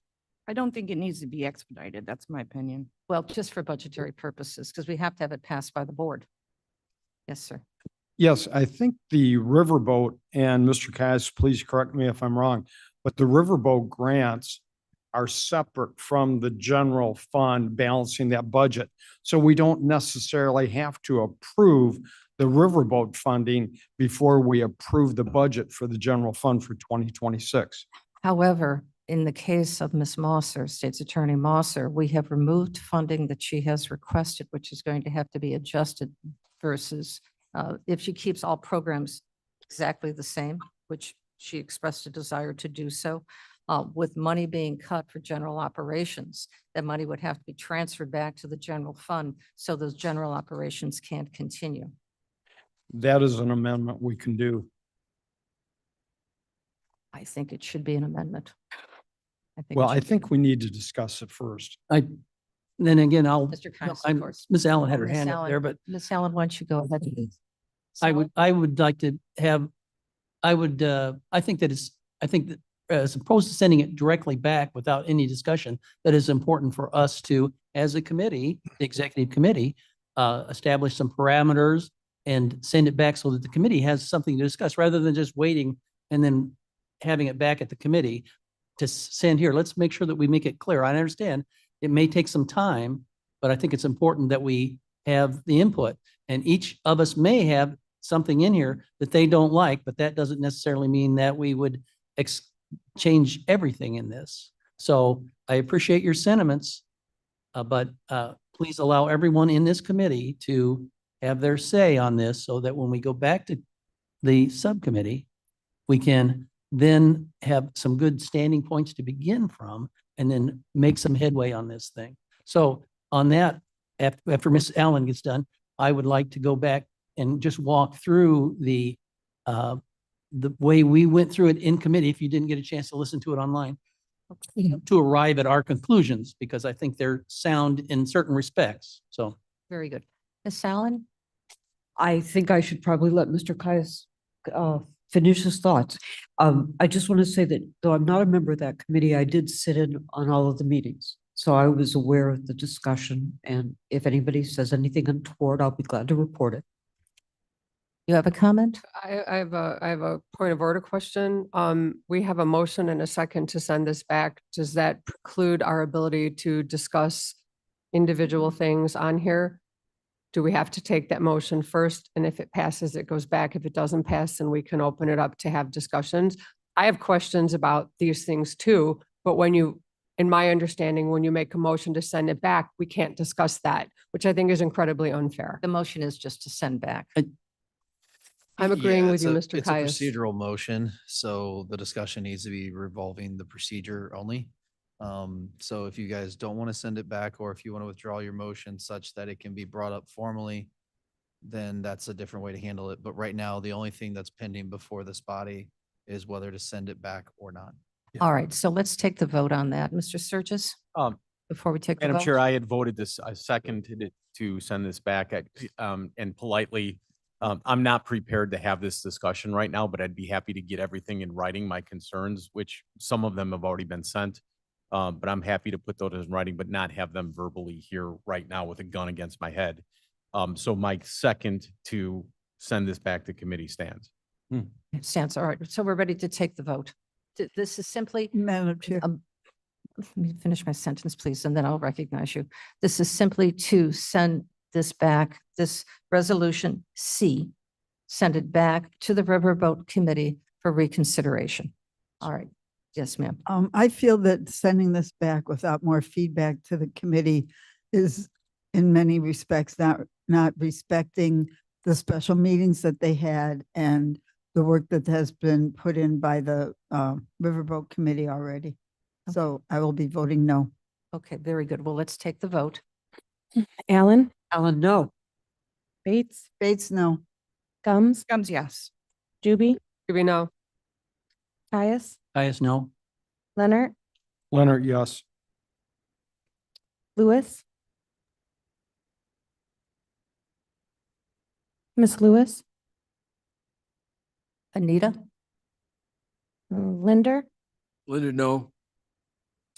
Sanchez, Sanchez, yes.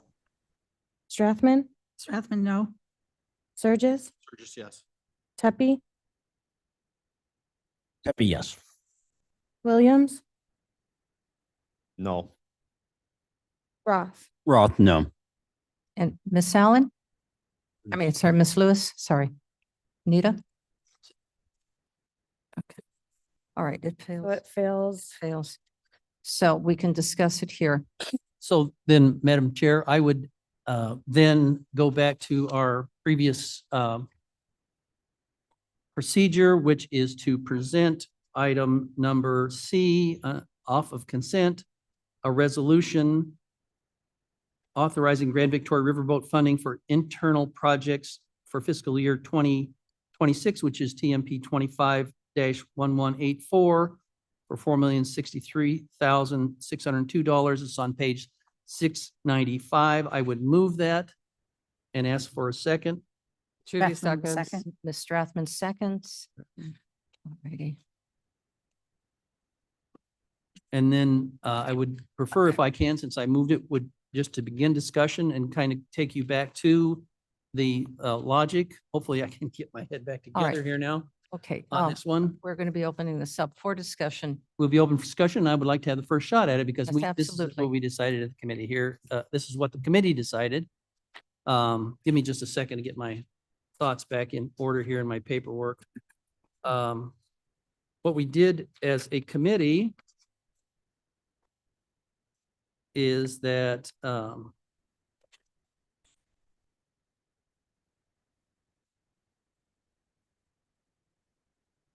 damn it, Gums. I'm sorry, Chris. You know I love you. I don't care. Yes, you do. Do not. Yes, you do. It doesn't help. All right, please, Your life- ladies, gentlemen, hold on. Got to make it light a little bit, Madam Chair. No, this isn't light at all.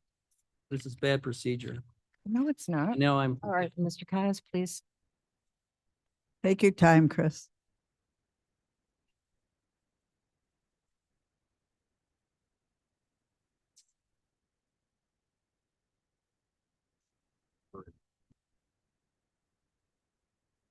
Oh, that's a better one then.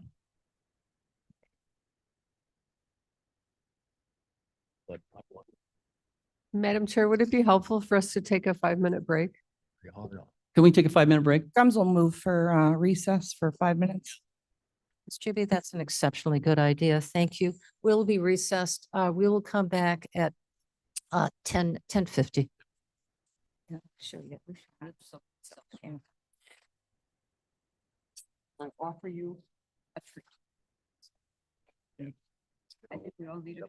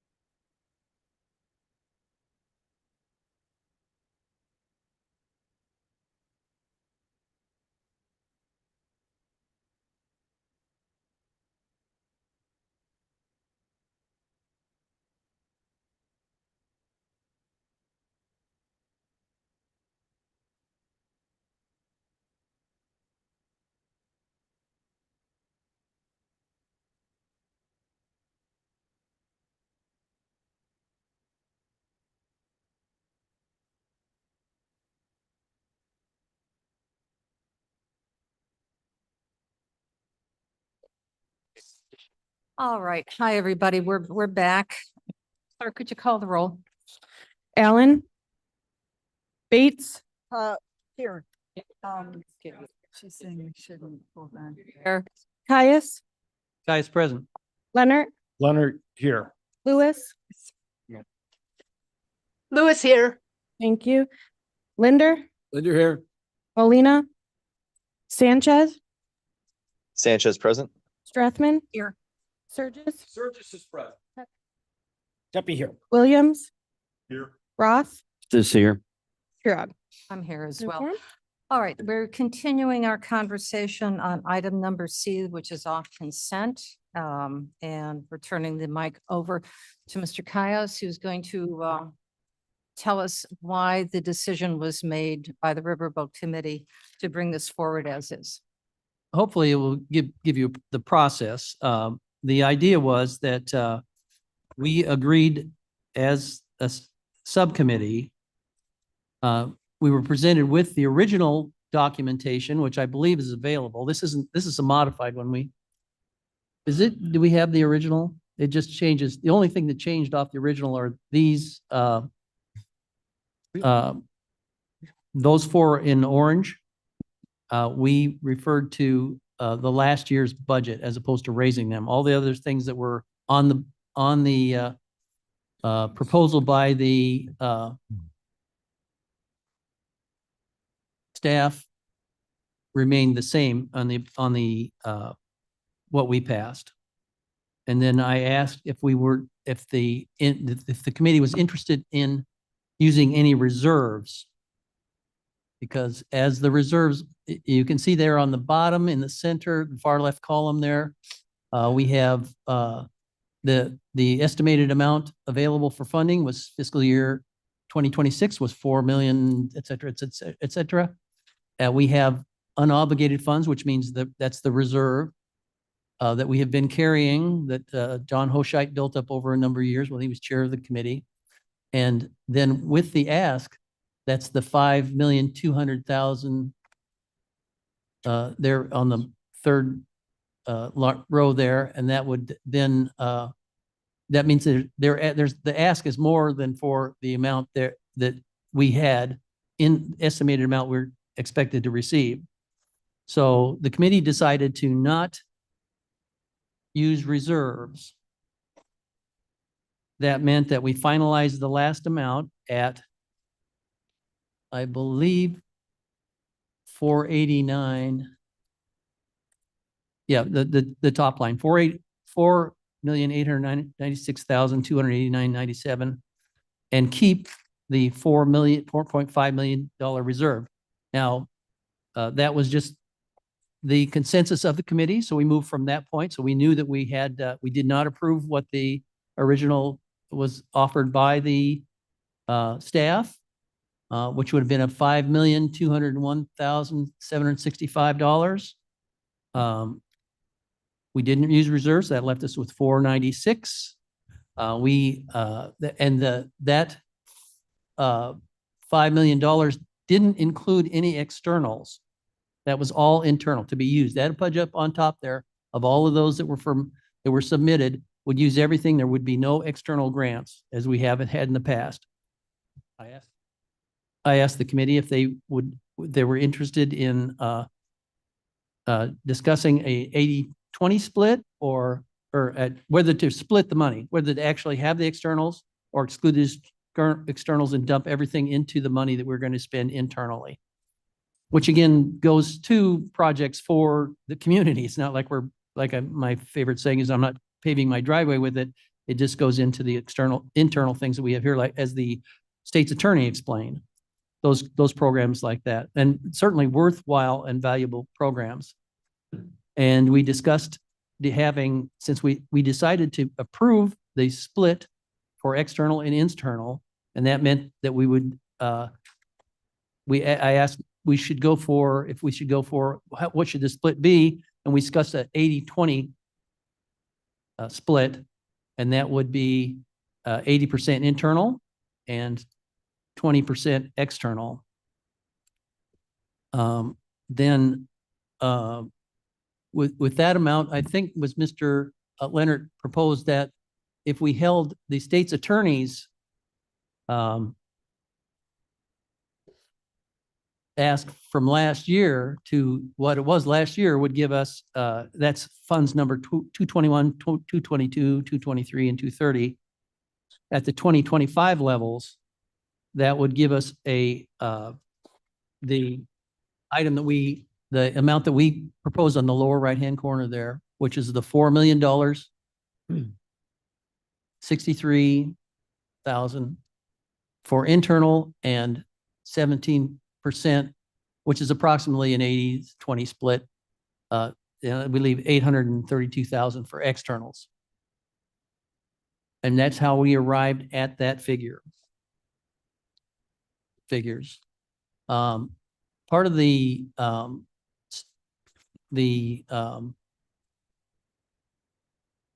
reasoning that we used when we decided to hold the state's attorney to those, or opted to hold the state's attorney to those last year's figures, was the growth in the state's attorney. As she has said, she relied on external sources. I don't know, did you have that table that had the red and the green on it? But Does not have it. the state's attorneys, those accounts had grown significantly, and I think Mr. Leonard, 1.3 million. $1.3 million. And so that was primarily the growth in those, excluding the new things like the intern and the county strategic plan. We didn't really get into discussing the merits of any one of those things. That met the criteria that the committee was looking for. We decided to not use external or not use the reserves. We decided to keep the split between the externals and internals, 80-20.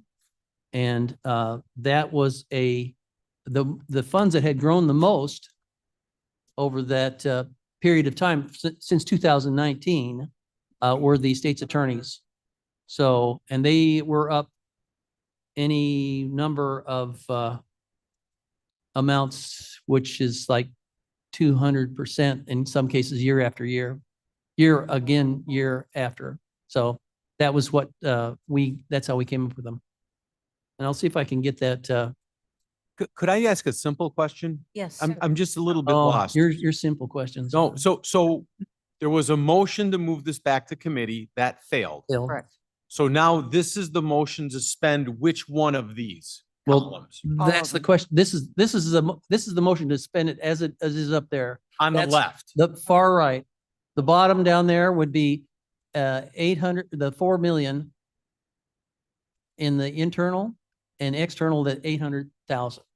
And it is. That's what those add up to there. So we had a motion and a second to approve that amount. That's what I moved. That's accurate. That's accurate. And we're now an explanation of how this. So now we're in discussion on that first and second. And for your reference, it is on page 695 on your packet. Okay. All right. And I will, to add a little more light to it, hopefully, I will read this section of the internal controls and distribution of funds on resolution 93-237, which is when the subcommittee was created, how these funds were to be spent.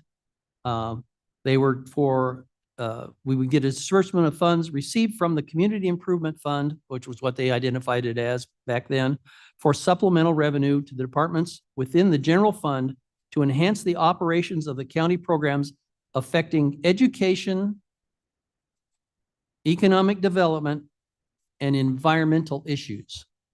And that has been not exclusively, obviously, because we had begun doing, we had supported a number of other items, including those state's attorneys programs, which are certainly valuable and important, that don't apply to that specifically.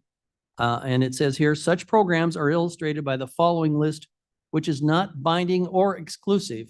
The directive is education, economic development, and environmental issues. And they have a whole list, a page and a half things of fund gang drug task force, build new county youth home, update computer training youth home, expand challenge program, et cetera, et cetera, et cetera. But the point is that that was the recommended at the time, and that's, as long as I've been on the committee chair, I tried to stick to that, if we can, as much emphasis on the E through 3 E's. Education, economic development, and environmental issues. And I think that's where somebody had brought up the internship and the county board, or the county board's strategic plan, and the strategic plan is economic development, also funds that have received funding, like the Economic Development Committee and the Environmental Management, item number 650 at the bottom there, fits under environment. And those are kind of new programs. So we had discussed whether we would add, if the new programs were as legitimate as the existing programs, and we concurred that that was the case, I believe. And I don't know, maybe somebody from the committee can that if I missed anything on that. So that was where we got to the point of where we submitted this budget to the executive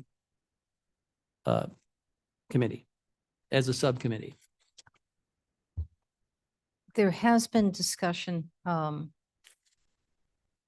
that the items under the state's attorney should be considered under the general fund. I've heard that discussion from committee members. I don't know why originally it was put there. These are all vitally important programs. There's no denying that at all. But nonetheless, they have sat in the riverboat funds for a period of time. I don't know how long they've been there. I've not done that research.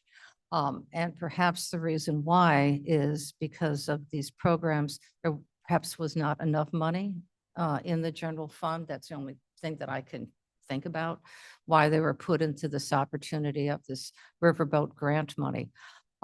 Should this be moved in the future for FY27 budget items into the general fund and budgeted accordingly so we can support it?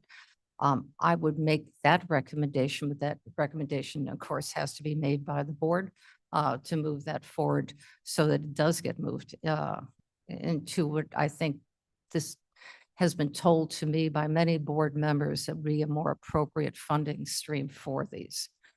But Ms. Gums? Thank you, Madam Chair. First, I would like to say I'm just trying to, compromise is apparently my middle name today. So this is what I would propose. I believe that there is 4.5 million that's been left for this, what we're historically calling the rainy day fund, correct?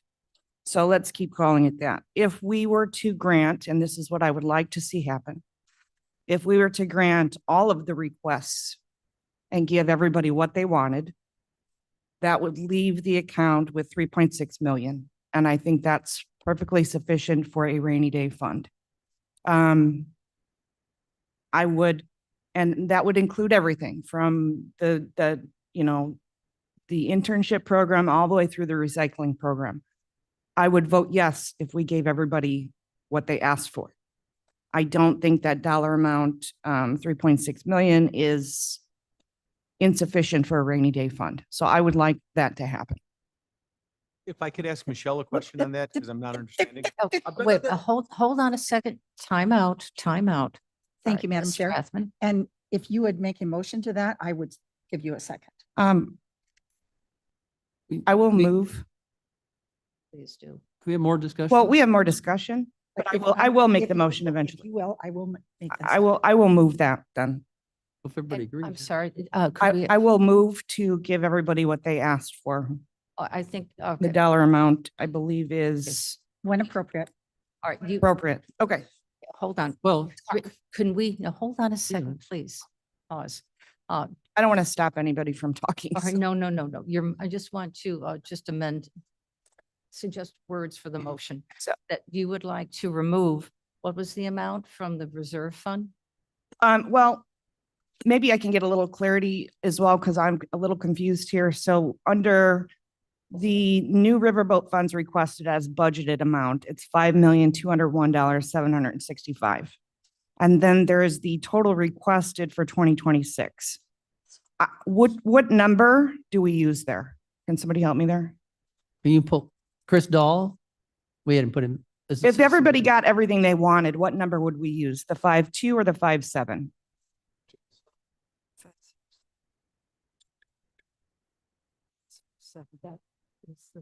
There we go. So new funds would be 5.2 million. That 5.5 includes the items you see on the left, which is cash on hand. So new funds would be 5.2. Okay, so I will make that motion to spend 5.201765. And I will second. Okay, that is seconded. Okay, Point of clarification, yes, sir. didn't we have a motion on the floor to approve this or not? We do. This is an amendment. Yes. This is an amendment. This is not a motion, it's an amendment. Is It's a motion to amend. To amend. This is a motion to amend. Mr. Surges. Okay. So Ms. Gums, I'm just confused as usual, trying to understand when you use the term, the original requests. What we have in front of us here today. That is in the middle under blue, and it's 5.2 million. Okay, because my definition of original requests, when this first came out, Debbie and I had long conversations and some debate regarding sunsetting or rainy day, or however you want to, easing. And in Soft particular landing. for me, what was that? Soft landing. Soft landing, that was the yes. word. And for me, it was for CASA. I was concerned with the CASA group that had reached out specifically. So when you say the original request, is that in there? No, it is not in there. I guess this, to be specific, what I'm looking at today is what I would like to amend, not the original Not the original, applicants. so I'm just Not the calibrating on original what you're applicants. saying. What we have in front of us is what I'm amending. Yes. Oh, So for clarity, just for clarity so these are internal requests. The external requests will still be funded at 17%. Is that accurate? 17% then of For the next total. year. That'd be next year's. So $5.2 million is funded. And then out of that, with additional money from the reserve, out of that, then 17%, Actually, no, that wouldn't include the 17%. Additional. there would have to be, If we sweep the whole thing, okay. no so- externals. Yeah. But, So- I'm a little but, confused. but, You see my but confusion yes, though? no, I understand what you're saying, but there is for that soft landing for this year, there is reserve money that can be used to fund those programs. yes. But this, passing this precludes that. We're saying we're not doing that. You can have to include include that it. in this resolution. And use more reserves. And do we have a dollar figure as to what those when you use the term original, that's what I thought you were saying. That's not what I meant. I understand it now. okay. It- And we're talking about internal only. Got it. Point of Yes, clarification. yes, May I ma'am. ask this, Assistant State Secretary? Absolutely. So, Mr. Franks, if we have a motion and a second on the floor to accept what Ms. Gums has put forth, does that mean we no longer can have any conversation about removing anything else? So as long as that discussion is revolved around whether or not that will contribute towards someone voting for or against the amendment, it's fine. It's just if you got completely out of the, like, we're not even talking about any of this, that would be a problem. But right now, what I've heard is people talking about, well, I would vote for this if not for this, or I won't vote for this because of that. That's okay. But may I have a follow-up question to that? Because I don't. So what she is suggesting doesn't preclude my support of the amendment, but not removing some things does. So I don't understand procedurally where we are right now, because we have not been allowed to have any conversation on anything before people throw amendments up. And it's not funny. So stop laughing. Please, okay, so we don't need to have side comments. It's not effective. So the question is, we have a motion on the floor right now to take some of the rainy day funds to supply this budget. There was another question of whether for internal, there was another question about the external. Once this gets passed, potentially the amendment, we can then continue our discussion on the external funds, because that was brought up. And if there's any other item that needs to be discussed, we can do so at that time. So, Yes, so if they wanted to, go ahead. this is where this gets hard. Her amendment affects the entire thing. I appreciate that. So when yes. there's a conversation about the external, that is relevant to whether or not somebody may or may not vote for a change to the internal numbers. So that's why it's perfectly acceptable to have that conversation right now. What I was kind of getting at is, as long as the comments are being made so as to help contribute towards people's thoughts on whether or not to make this change, that's fine.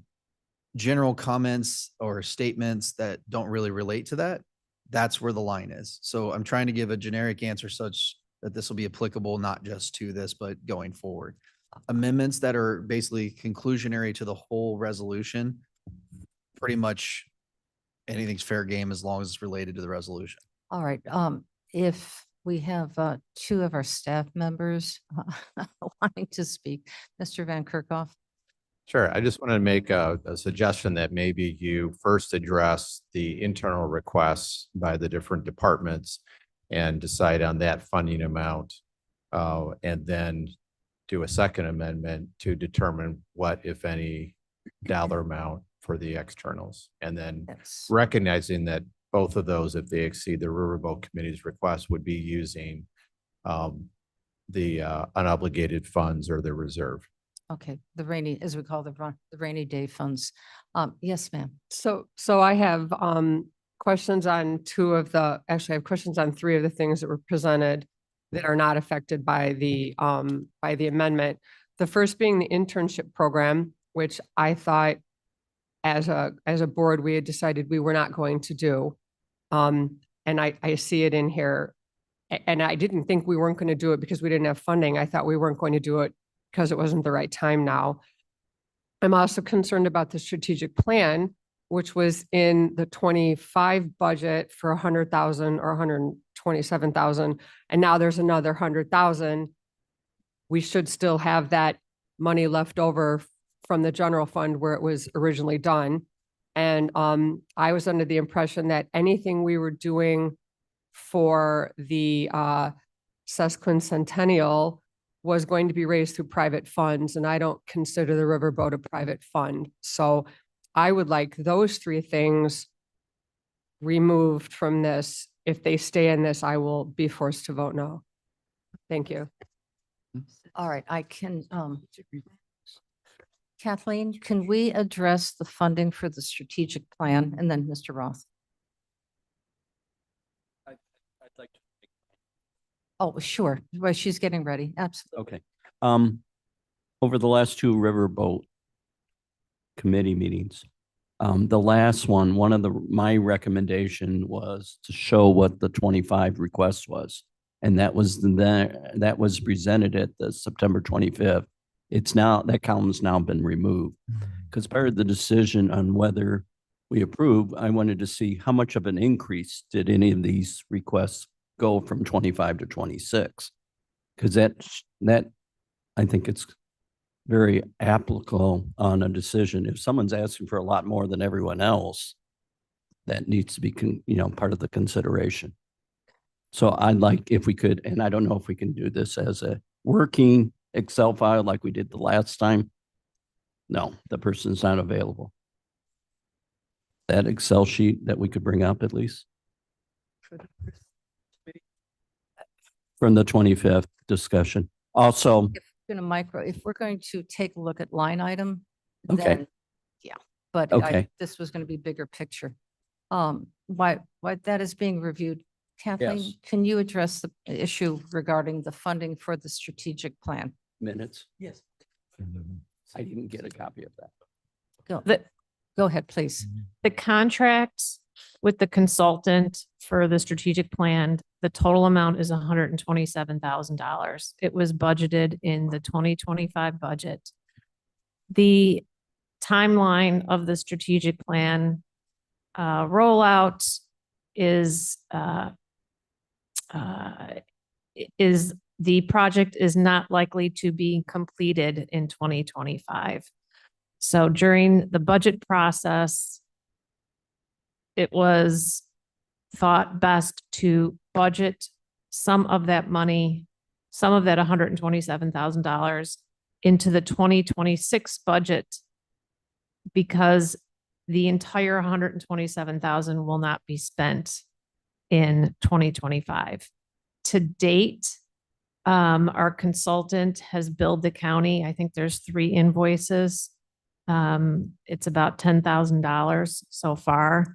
I expect those invoices to come in a little bit quicker now that progress is moving at a pretty quick pace now on the strategic plan. So it may not be all 100,000 is needed in next year's budget. It all depends on the timing of how they're doing their work and how much is going to be finished this year and how much is going to be finished next year. Okay, so that answers the question for the funding for the strategic plan. So we have a new graph up there. And the purpose of that is? This is a rolling left to right, 19, 20, 21 through 26. This is just my working table. And the colored is the percentages over the previous year. So you'll see 19, there was no, but in the center column M, didn't have a previous, since we started there was no increase. Then from 2020 to 2019 to 2020, that's the change in the budget that was asked for. If the color helps me, if it was less than significantly, is green. It was approximately the same, it's yellow. If it went up anywhere from 120% to, or would be gone up 20%, so it's 120% of the budget or more approximately, it was red. And it was just to give me an idea of how the allotments had gone through the years. Just watching the color, if you see the color flow, you can see that those items column or the funds 2020, 21, 22, 23, and 230 are all state's attorneys asks. And you can see that those have risen significantly from 20, not only is there 25, which is column AA, yeah, AA. There's 24, 23, 22, 21, and 20, and 19 actually. So you can see that throughout 19, 20, 21, there wasn't a lot of increase except for maybe the state's attorney's Title IV. But then of course, Title IV is not asking for anything now. They got different funding, but the other state's attorneys funds increased significantly and each one of these has a little bit different story. So you can't just say that this fund, it might have went up and down, but 22, 23, and 25 have, it's gone up significantly, 20% or more from year to year, which is why it seemed reasonable at the time that these are the ones that would increase the most. Now that you can see that the very top right corner and the very bottom right corner were programs that hadn't been in there before. So they are red because that's all new funding. Chris, can I ask a question? Sure. And I guess this is directed at Chris, but Madam Chair maybe as well. Ms. Mosser State's Attorney Mosser had made a pretty impassioned plea in public comments. Was she encouraged by this board to put those requests in and now is feeling as if we're pulling the rug out from under her? I'm not understanding that dynamic that occurred earlier and how it relates. I see the increase, but it's almost as if she was stating she was encouraged to do that. I'm not understanding that. I think if I could answer a little bit, yes, is of that course. I believe that we did encourage, and we all, as well as all of our other departments, encouraged to look for external other than in the general fund. And you can see, we encourage all of those departments to find funding other than in the general fund. This is where, but each of those departments has dealt with it in a different, each of those accounts has dealt with it in a different way. The state's attorney has relied more and more on the riverboat. And again, I apologize. This was my working table, just so I get an idea. So there may be errors in there, but I don't think there's that many errors in it, so that it. And again, this is part of why I asked it to go to committee, Yeah. but if we're not, we're gonna, so in Michelle, in your 502, does that include the increases in column AC that the state's attorney's office is asking for? No, that's why it's green. That's why it's my working So it does table. not include that 502? No, so it would be, those all would be red over there. Okay. If they held the same, see from 2025 to 2026, if they held this. No, I understand that. Yeah, I'm just trying to include, And that's why I Michelle highlighted said that in green. what the requests were, what the originals. So is that the original? That's not the original. That I'm just vernacular. I'm just. No, no, this is a working table, so. All right, Mr. Leonard? Thank you, Madam Chair. All of these funds and all of the percentage changes and everything, we as a Riverboat Committee went over by the direction of Mr. Caius. At this point now, for us to go through all of these individually and decide what's good or what's bad, I don't know if we can come to that conclusion. And that is why I had wanted to postpone the decision on this for 30 days until the county board meeting on November 10th, so that we as a Riverboat Committee could reevaluate this to see if there's anything we want to change. There may not be anything we want to change. But at this point, one of the reasons why I believe we came up with the decisions we did at the Riverboat meeting last week was in taking a look at the state's attorney's allocations. They went in 2025, this current year, from 1.8 million approximately. They went up an additional 1.3 million. That is a tremendous increase that, quite honestly, we can't afford for any department. And believe me, I think all of these programs are wonderful and I'd like to continue them, but we just we can't say to one elected or department, sure, you want to increase your expenses by 50%, we're going to honor that. So that's why we as a committee, and I voted not to increase the allocation, but to give them the exact same allocation they got the year before. But I think at this point, we can go over these numbers. It's 11:30 now. I don't think we'll come to a conclusion today. And I do think it's important that we postpone a decision on this so that we can all study it and come up with what we all feel is fair. Whatever the board as a whole decides, I will totally accept. I just think making a decision about millions of dollars right now at first blush is maybe not the best way to do it. Madam Chair? Yes, sir. Before we Mr. do Caius. something hasty, like move it back and then we can't have any discussion on it. It's my day that WASP come in. To your point, I think that it is very important that we discuss or have the discussion somewhere.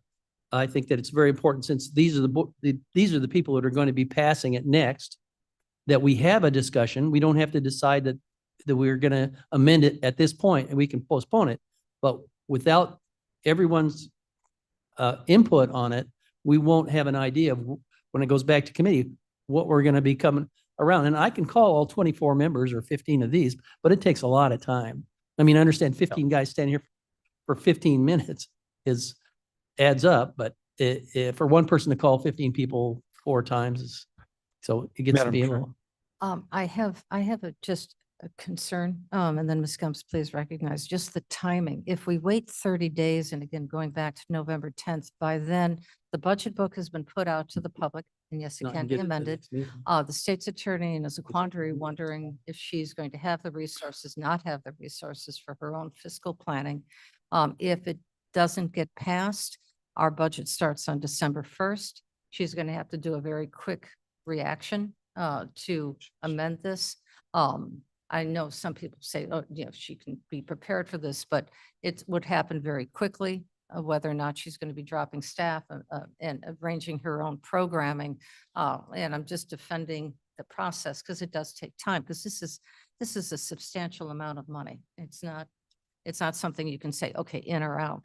All of these plans that have put forward here have been very carefully considered. And I'll go back to what I originally said. The general fund has been very tight for a very long period of time. No judgment on that. It just has, very disciplined. And it, we're not able to keep up with the current demand, whether the command is, if we think it's excessive or not excessive. It is a demand on that fund. So there are other sources that people are looking for. There is still a motion and a second to, Ms. Gumbs, would you like to add anything to your motion? I just would like to round it out. I still would love support to get these folks what they need. It's numbers look like it's a little bit less than $1 million, which again will bring the reserve account or the soft landing account a little bit lower. But I would like to see it happen. Just and I'm advocating for that as well. I do want to point out, to your point, Madam Chair, these asks from our other offices that should go in the general fund, they absolutely should go in the general fund. But and to Mr. Surgis's point, we have encouraged them to look for funding elsewhere. All of those things are true. What I'm asking for is let's utilize a little bit more of our rainy day fund and fund these programs. And if it's Point of information, this would, does that, I guess, Ms. Caesar, the point of information would be, the amendment you presented would then fund these funds, but it would not include the externals.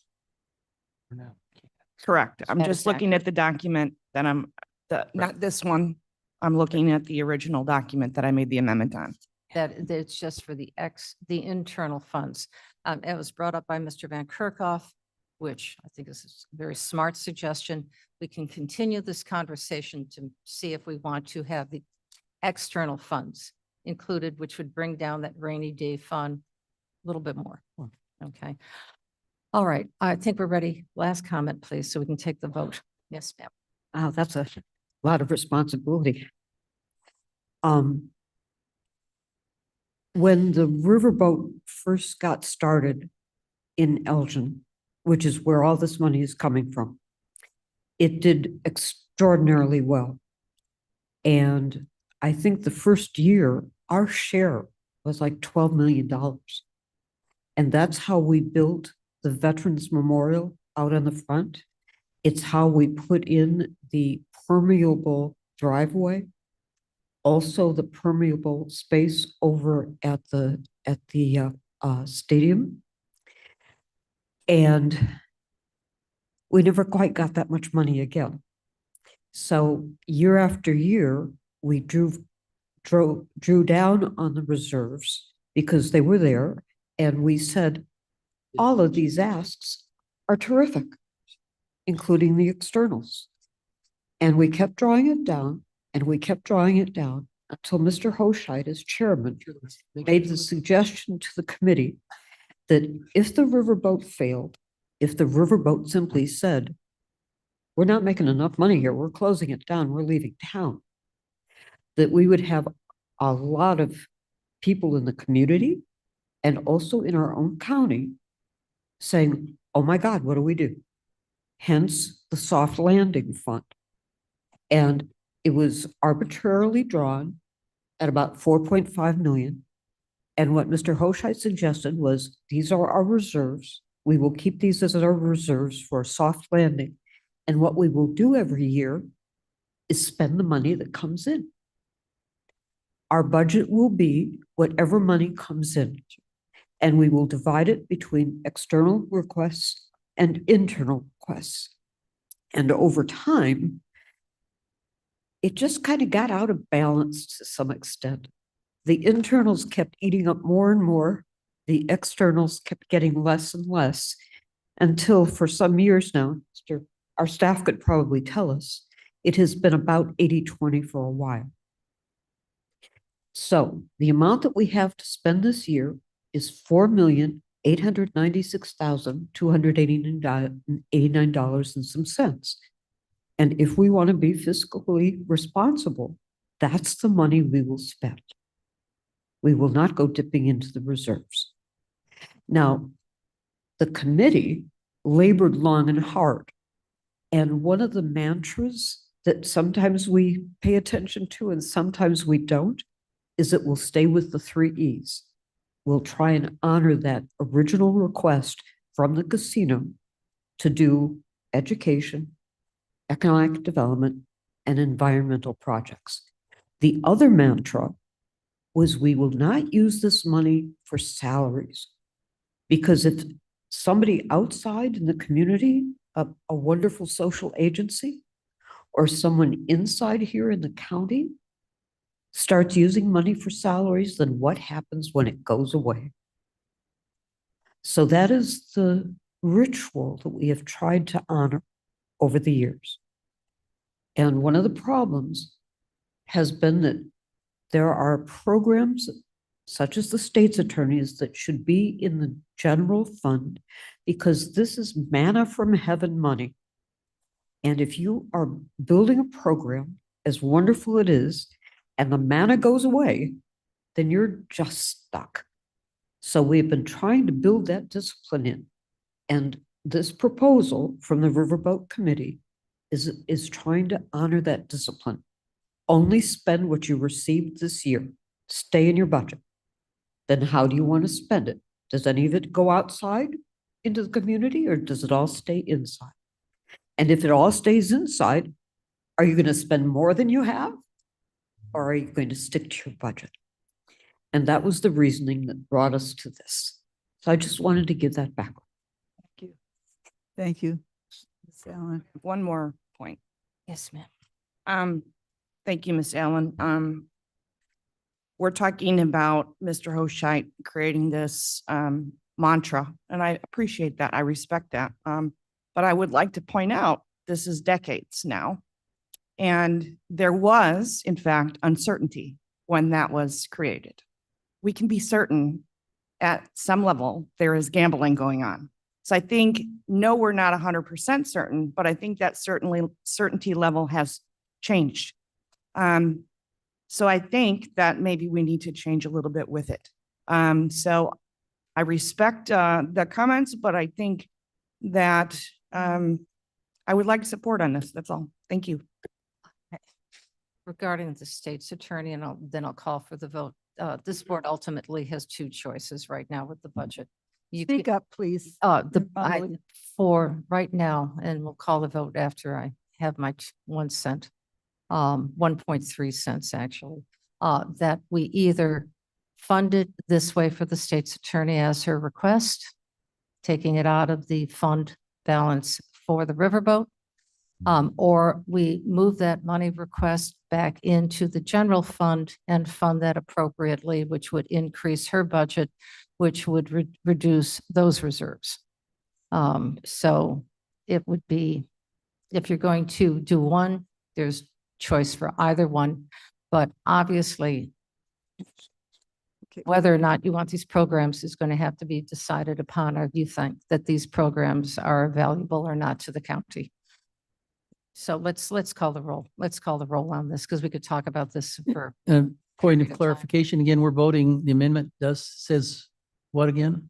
You want to restate The your exact amendment? figures? Clerk, how about the Fully clerk? fund everything. Can you restate the amendment that we're voting upon, please? I have that, committee member Gums wanted to amend this resolution to grant all allocations in the amount of $5,201,765. Okay, that's what it is. Okay, let's call the roll. Right, on the amendment, Allen, No. Bates, Bates, no. Gums, Yes. Juby, No. Caius, Yes, no. Leonard, Leonard, no. Lewis. Lewis, yes. Thank you. Linder, No. Sanchez,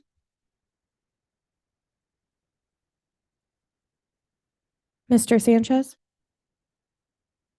Strathman, Surges, No. Tepe, Tepe, yes. Williams, Williams, no. Roth. Roth, no. Loses. Fails. Okay. So your motion fails. All right, Just real quick, Mr. Sanchez is not on Zoom anymore. okay, I'm not seeing him at least. okay. Yes, he is. He's Oh, he's hiding. Jarrett S. I have him. He's All right right, here. never mind. Sorry. All right, so, it fails. So we're back to the original motion to approve, the funding as requested, which is, what is that amount again, Mr. Caius? Point. The original funding amount is on the lower right-hand corner there was, as presented in my motion, 4 million in the internal, and it included the externals at 800,000. Those numbers up there. So it's 4.883 or 63. I can't read it. What is? Numbers on Four- paper. four- You gotta add those two numbers together. No. 896. Don't think so. The 40. Is it the 4.194? No. It's, if I may, Adding, it's $4,063,602. We're just doing the internal. We're not doing the external. That's the internal. So that, thank, Just internal. could you say, Oh. okay, could you say that number out loudly again, Mr. Linder? Sure, it's $4,063,602. Okay, we have a motion has been put on the table. We've had a lengthy discussion about this. I think we're ready to take the roll. This is as prepared and recommended by the Riverboat Committee. um, are you leaving, Mark? Do you concur that that's the way this is? Chris? The way your resolution is written includes the $4,063,602 for internal, and it also includes the $832,687.97 for external. External, okay, for a total amount of? 4895. No, 4.896. 4896. 96. No. Yes, it- 0.896, it's on very there. good, very good. Okay, can we say that number one more time? Mark, can you say the number loudly so we can all hear it? The total, I didn't The do total. the math in my head. It's right there. It's right there. 962899. $6,289.97. Okay, very good. All right. Did you do? Are you ready? I think we've had a lengthy conversation on this. Take the roll, please. Please, sir. Take the roll, please. Okay, give me a second, please. All right, Alan, Alan, I. Bates, Bates, yes. Gums, Gums, no. Juby, Trevino, Caius, Nice, yes? Lewis, Lewis, yes. Linder, Linder, yes. Sanchez, Strathman, Yes. Surges, Tepe, Seppi, no. Williams, Williams, no. Roth. Roth, no. It's tied. It's tied. It's a tie. It is tied, it fails. Oh, I believe I have vote. She gets a tie. I got the tied vote. Break the Uh, tie. and I I vote, apologize. I vote to support it, yes. Yes. Okay. Passes 7-6. Madam Chair, Yes, question? yes, yes, sir. No, If I interpreted Ms. Hopkinson's comments earlier, I think I just found $100,000. The 100,000 for the strategic plan that is in the 25 budget. That money is allocated, it's in there. Unless we're moving that money out to do something else, it's going to be in, and again, what I heard her say, it's in the 26 budget because that's when most of the bills will be paid, which means the $100,000 moves with it to 26, which means the 100,000 that's allocated in this plan is duplicative of that. Don't So think so. you all Careful. have another 100,000 that you could spend. Good. 117. no. So when we get to Time out, full please. committee, It's- let's That make is sure we're under all the looking- county board's budget. I have been asked to cut that budget. And I asked the board members if they would like to cut their funding. You all said you would like to keep it in place. So the only one to do the full percentage cut would be for staffing, because that's all that's left. And I don't want to cut out a position, and we cannot cut out a position. that would be very challenging, so that money has been then reallocated so we can meet the restrictions of the budget request to be, to be good players with this. That money has been moved out of the proposed 2016 budget. So the 2026 budget, excuse me, and it's gone into the riverboat money. So that's why. So do you have a Cliff Notes on that? yes, I can put that together. But Yes, it's not please. in the general fund is what you're saying, and it is in this? It's moving back into There was the two money, the money it's that in was, there, it's not in the there. money that was expended this year is in the county board budget, is per your approval. Whatever money is absolutely spent will go back to $100,000 minus the current expenses, which will come up to X, we don't know. Perhaps it's $80,000 hypothetically, will go back then into the general fund. So it's not the pure amount. Yes, ma'am. Unless that money is not being paid out of the boards of fund. I just wanted to, just in general, and this is not specific to the strategic plan, but as part of the process of putting the budget together, which is mainly taking place during the summer, and then no one touches it because there's like a draft. Most capital projects in the county, large construction projects like this, if at some point in the summer, you're unsure of how much you're going to spend the rest of the year, that department or office will typically rebudget a portion of it in the following year to cover. Right. So that is not unusual.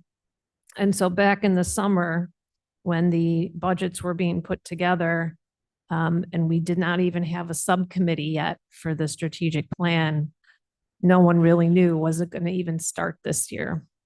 So I just wanted to, this is not unusual across the county where things are budgeted in one year and then rebudgeted in a subsequent year. It's normal processing.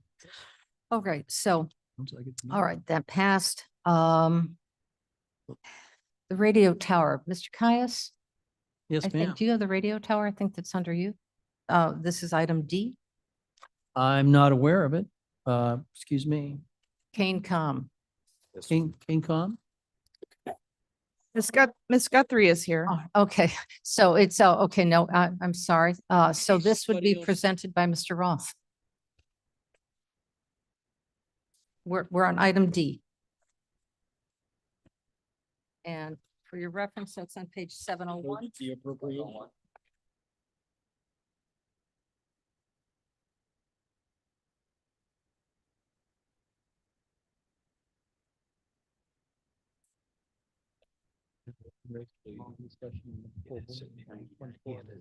$699 is the start of it. Can you- Resolution number TMP 25 1188, ratifying an emergency purchase affidavit for radio tower installation and repair. And it's in an amount of $47,102, and it was not budgeted. Grams will move. Roth of second. Okay, thank you. Ross, second. Yes, ma'am. Ms. Judy. So, may I? Oh, address- yes, you can ask a question. please. So I have a problem with emergency purchase affidavits. I will be supporting this. However, did you not know that we had repairs and equipment that needed to be replaced? Did we not know this before, or we suddenly just found out? I can explain. Okay. So we have a project with ARPA funds, which we're very fortunate to have. And the equipment that is in place is antiquated, but we're trying to make the best of our funds. And as the project has progressed for ARPA, we have that equipment here. And then we did an examination of what's currently on the tower. And based on what we're doing, we need to have some replacement. So there are some antennas from the 90s, some cabling work that needs to be done. I do have the opportunity to have this money reimbursed to me and find other funding sources. But as with discussion with the state's attorney's office, this was the best, quickest method to get this done and meet our ARPA requirements and not delay installation for the project. And it is 5 tower sites moving forward with our tower company, we will work with purchasing on the normal protocol. Thank you. Mr. Tepe. Thank you. Are you working with the ARPA group to see if it qualifies? Yeah, we discussed that. I have another funding source that we can pull this from. So this part is more what KCOM is on the hook for, as part of the project to move forward. It's separate from the project, but needs to be done for the project, just to move forward. Okay, thanks. Thank you. All right, very good. With any other questions? Seeing none, clerk call the roll.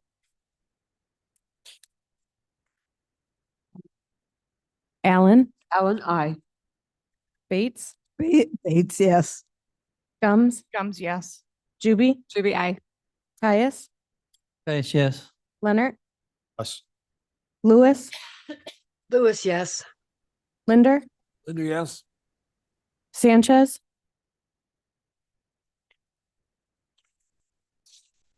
Kraftman. Oh, he's left, sorry. Tepe, Tepe, yes. Here he's coming back. Williams, Yes. Roth. Roth, yes. And Sanchez, yes. And then here's Mr. Surges and his answer is, Yes, Thank you. yes. Okay, so that passes. Let's see, we have the Illinois IMAC. Anita, are you available? Anita, Ms. Lewis? If not, Mr. Roth, why don't you bring that forward? Yeah, if Roth would, Okay. I'm Okay. having trouble. Very good. Nice to hear your voice, though. Thank you. hang on a second, let me get to it. And that is on page, 705. Okay, resolution number TMP 25 1189, ratifying and approving amendment to grant agreement between the County of Kane and the Illinois Manufacturing Excellence Center. I'll make the motion if I could get a second. Allen seconds. very good. Motion, a second has been made. Is there any discussion on this? Seeing none on this wonderful program. Clerk call the roll. Allen, Allen, I. Bates, Bates, yes. Gums, Gums, yes. Juby. Aye. Caius, Caius, yes. Leonard, Leonard, yes. Lewis, Lewis, yes. Linder, Linder, yes. Sanchez, Sanchez, yes. Strathman, yes. Surges, Tepe, Tepe, yes. Williams, Yes. Roth. Roth, yes. All right, very good. Leonard, next one is yours. Do you want to bring that forward? Yes. Okay. very good. This is a resolution authorizing the expense budget amount to be used for the 2026 general fund, general account budget. It wasn't attached to the agenda, but it was handed out. What it is for the departments or elected officials made the adjustments to come into compliance. So this is just recognizing those 4 departments for coming into compliance. Actually, there were 5. Does everybody have a copy of this? Had a chance to review it? You look somewhat confused, or, Mr. Frank, you're confused? Was that a motion? Hang on, State's Attorney would like to clarify. Just so we're clear on what this is, all you're essentially authorizing is you had a prior resolution that locked in numbers on behalf of elected officials. There was no mechanism for that to be put into the budget. This is now putting that into the budget. While this does not recognize those 4, that will allow for things to be changed, but for purposes of what this resolution does, it will lock in the numbers that you all have decided to use and direct the executive director to use those numbers.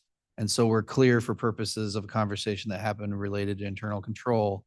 The only thing you are putting in for the budget is the total sum number at the top line. Yes. The subcategories I will deal with in conjunction with other people to try to figure out if we can get those in. But if they can't, the only thing that will go in on the budget is the top line number.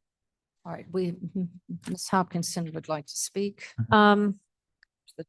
Yeah, I have not seen what was just handed out.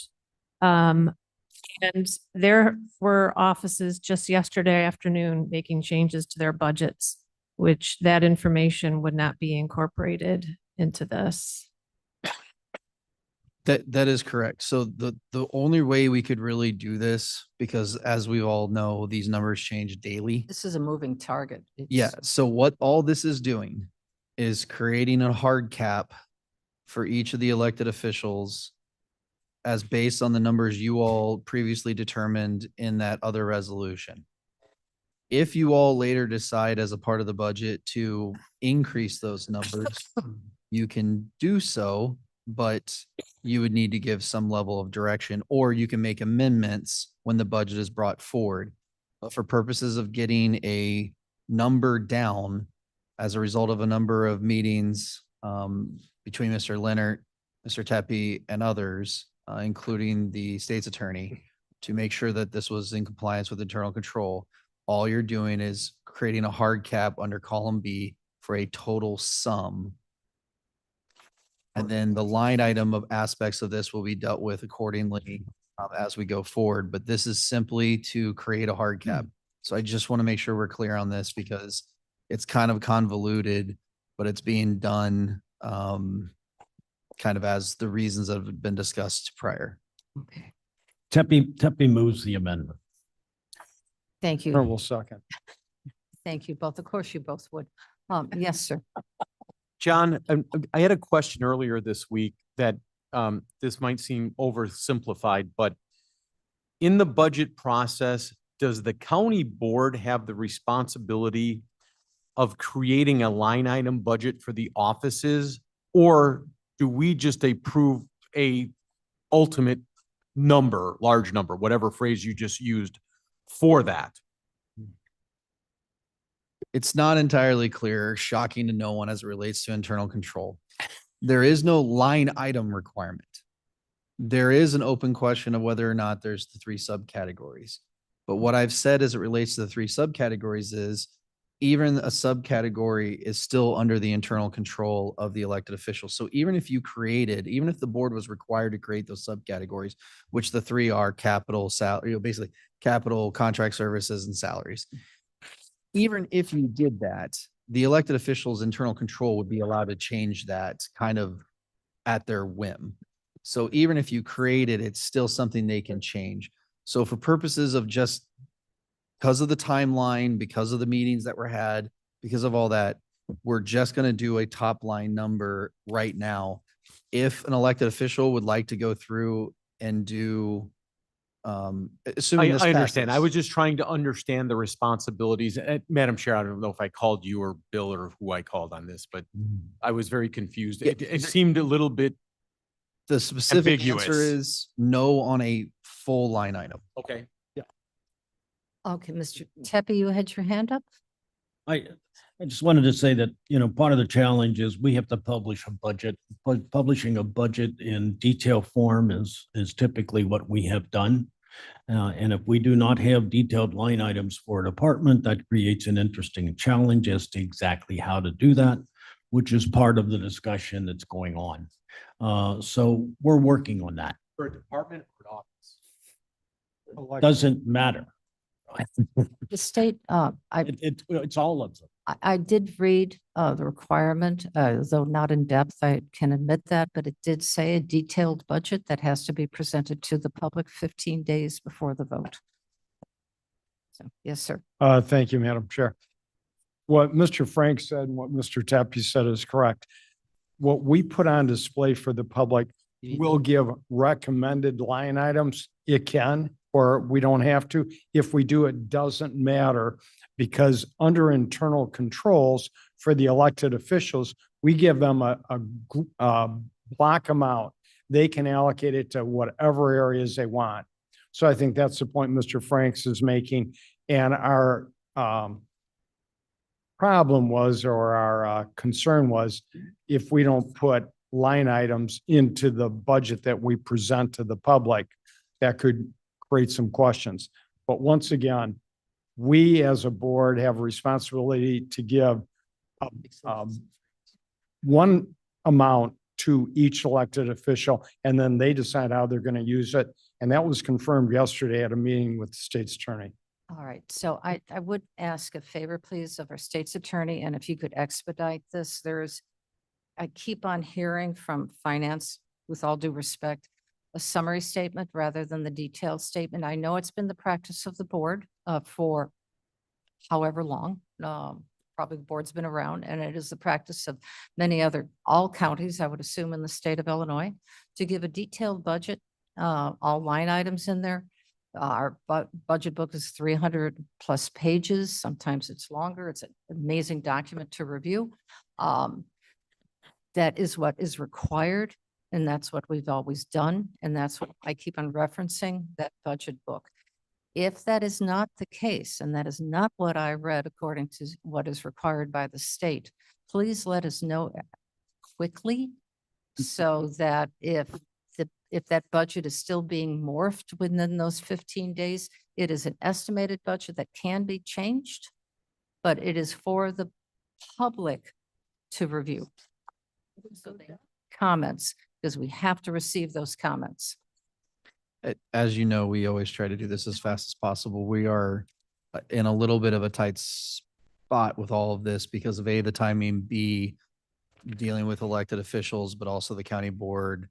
And I think we all kind of understand that this is kind of a push moment between the two sides here. So hopefully we can get this all figured out and the budget can move forward per usual. But right now I'm trying to balance the two. And so we are looking specifically on what is exactly required. Our understanding is that it does not require a full line item, even though we may prefer it. But if that changes, I will let everyone know. Okay, and I will independently go back to what I read in that state statute and print that out and share it with you, Please. and I can share it with the finance committee as well. All right, just so that whatever page we're going to be on, I want to be on the same page. I'm with you. All right, very good. So I think we have motion and a second. Let's call that roll. Allen, Allen, I. Bates, Yes. Gums, No. Aye. Caius, Yes. Leonard, Leonard, yes. Lewis, Lewis, yes. Linder, Yes. Sanchez, Sanchez, yes. Strathman, Strathman, yes. Surges, Yes. Tepe, Except yes. Williams, Yes. Roth. Roth, yes. Passes with one no. All right, Mr. Sanchez, this is yours. Sorry. What is this? Jared, are you there? Yes, Madam Chair. Sorry, I'm just pulling it up. Okay. I am having problem and I don't have the full text in front of me, but it is a proclamation recognizing November 4th through 11th, 2025 as Veterans Week in Kane County, Illinois. Williams moves. Gums will second. Okay, I don't think we need to have any discussion on this. Clerk, call the roll, please. Allen, Allen, I. Bates, Yes. Gums, Yes. Aye. Caius. Mr. Caius, Yes. Leonard, Leonard, yes. Lewis, Lewis, yes. Linder, Linder, yes. Sanchez, Sanchez, yes. Strathman, Strathman, yes. Surges, Tepe, Yes. Williams, Williams, yes. Roth. Roth, yes. Okay, that ends off consent. We will have no need to go into executive session. That item has been resolved. So my comments. You can see how formal piece of paper here. I would like to remind the executive committee that I've asked you previously, and you all did it willingly, to put your goals onto your new budget. We did it for 2025. You had your committee's goals that will have to also be included in 2026. So if you can, you've got just one meeting after the board meeting to start developing those goals. So if you can include those, so what we can hit the ground running in December with your new goals. If you can quantify those goals, that would be incredible. I know you have some general standard goals, good service to all people and love to all mankind. But I think it's important that if you can quantify them, that would be most helpful. The state of the county was attended by 150 people. It was, we'll have another one scheduled for next year. They've already booked the date on that. I think it's September 22nd. It was very good. It was very good. Tape that we could view? I believe it may have been taped. The Batavia TV, I believe, was out there, but I was too concerned about giving a good presentation than watching who was out there doing what. I also would like to inform you that I did this last year. NACO has invited all the county chairs to attend some training, executive training on just national and local issues for best practice. This year it is at Stanford. I'm excited to go back to California, but I also have equally good news. It is being paid for by a grant. So my airfare, local transportation and hotel room will be paid for. So it won't have to come out of our transportation funds, but I will be putting in some invoice to pay for my transportation back and forth to the airport. So we'll be probably below budget. The vacancy for Dale Berman's seat, District 2, has been sent out. Announcement has gone out to the Republican and Democratic county leaders. They've been aware of it. You will be having a special resolution passed to you next week to announce there is a vacancy. It has to be filled by December 1st. So we'll be working on that to get a new member of the board for North Aurora area. Special Finance Committee, we've already talked about. That's going to be happening on October 21st. That is a Tuesday. So look forward to that. Budget approval is scheduled for November 10th. The appointment of the new chair of the Finance Committee will take place in December as we start taking a look at you'll stay in place as acting chair, and then I will make that appointment in December. I talked about your goals. And the visit to townships is going very successfully. Once again, we are talking about seniors primarily, although we are talking about other issues. The one thing that has come up that seems to be a great need for our townships is support and assistance with grant writing. They don't have the capacity nor the capability yet to be able to do grants, not that they're skilled and not, but grants are always a bit of a challenge. So that is the one thing that they have reached out to ask for support. The other thing that's interesting is a medical closet. So that I know some of the townships haven't, we have not yet visited them, but our unincorporated, primarily unincorporated areas are interested in developing how they can share medical equipment, wheelchairs, walkers, canes, etc., chair lifts, in a place to put them, in a place to access them. Burlington has, I'm sorry, not Burlington. One of the other townships has 7,000 pieces of equipment in storage that they were willing and able and would like to send out to the other townships. So it's a very interesting meeting. I think that's all. I think that's all that I have. Okay. So again, the white flowers, the roses. Yeah, words cannot express my sadness. And I mean that authentically. The funeral, you've gotten the information on the funeral. It'll be taking place on Friday, and the actual interment will happen on Saturday. So I hope to see some of you there. And we did we are sending an arrangement on behalf of the board to the family. Okay. All right. So that's my comments.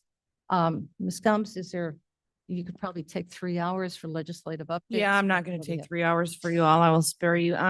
As we know, veto session's coming up. I believe that starts on the 14th of October for the state of Illinois. The governor only vetoed 2 bills. So, but they will be doing other things while they're down there. So there are other bills they're discussing. One of which primarily we're concerned with is the RTA transit bill. Myself, our lobbyist team, the chair, we've all been engaged in possible solutions.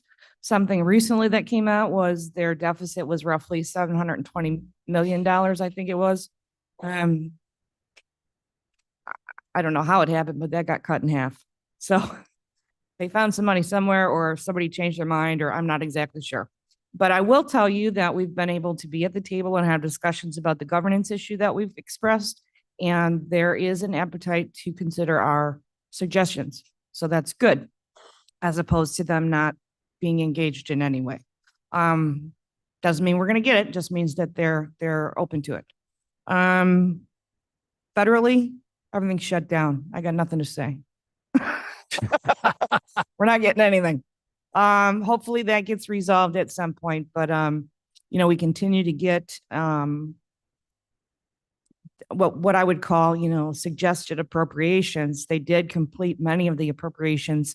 However, we have no budget, we have no government, so we're not going to get anything until they come back and vote on that. I am optimistic in saying that in the end, after everything is said and done, I find it very hard to believe that one party over the other would not support the earmarks and the directed spending. So I anticipate that those will go through, but it's just a game of chicken right now. So pray or do what you do, but. And I will, next week, I will do my best because I want to honor Mr. Berman in my remarks, but I will do my best to put together a very brief summary of items that I know right now have impacted Kane County reduction of grants. And I know for a fact I can speak of $5.5 million of budget reductions that have already occurred right now with our grants. So that is something to be aware of, but I will try to give you a forecast and a detail as best as I can. If not, I will send it out to you separately. Yes, yes, ma'am, Ms. Judy. Could you include in that several of our partners in agriculture have been affected by it?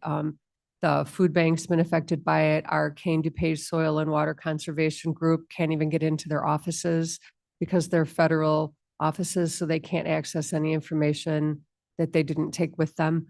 So, can you send that information to me so I can include it? I'd be very grateful.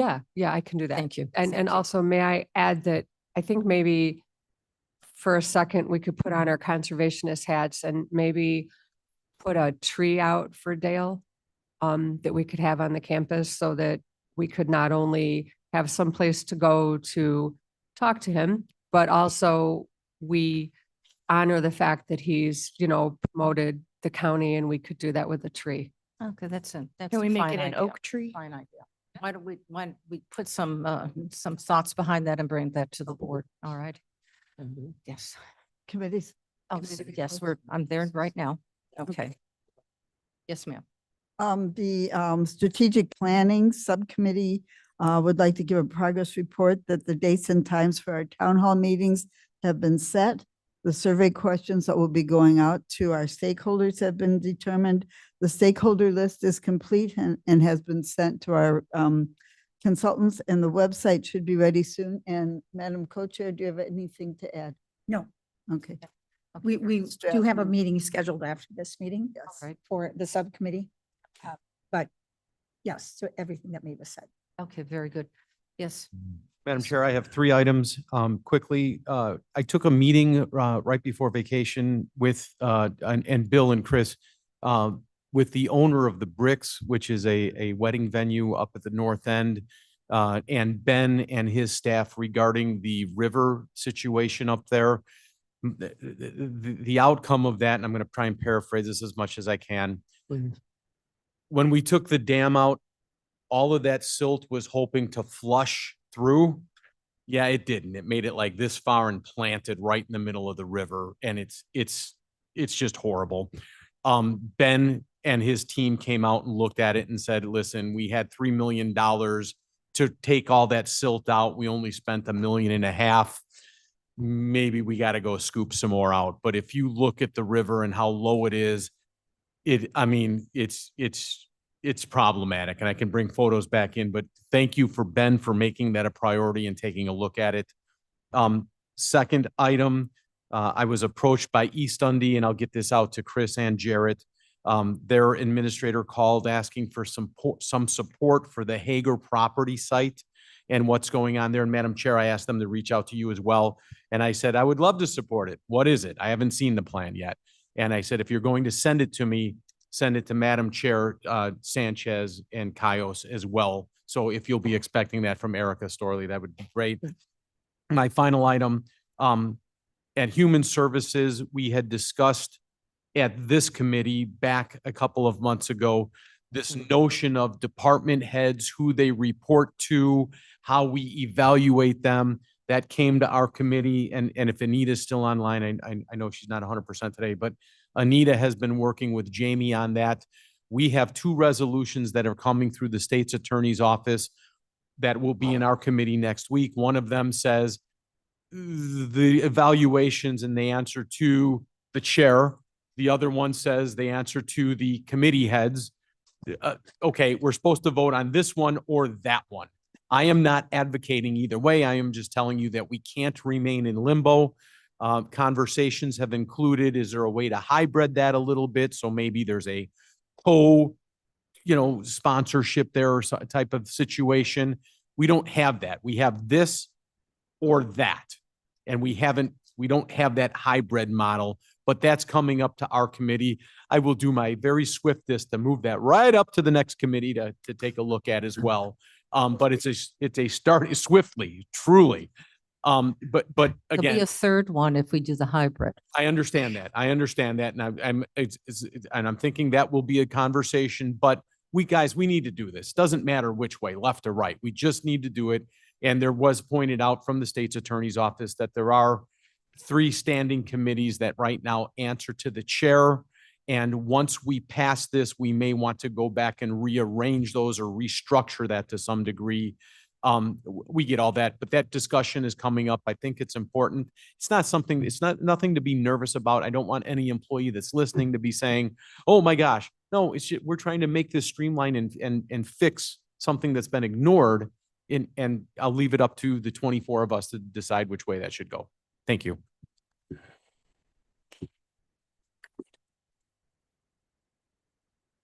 Attorney and I will have a conversation about some of that.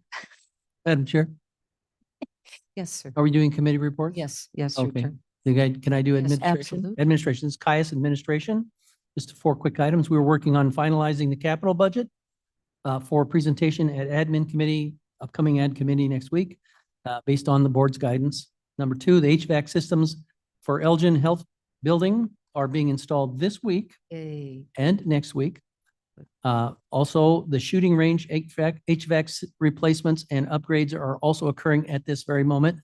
And the 4th item is that those items are all ARPA funded improvements of 2.7 million.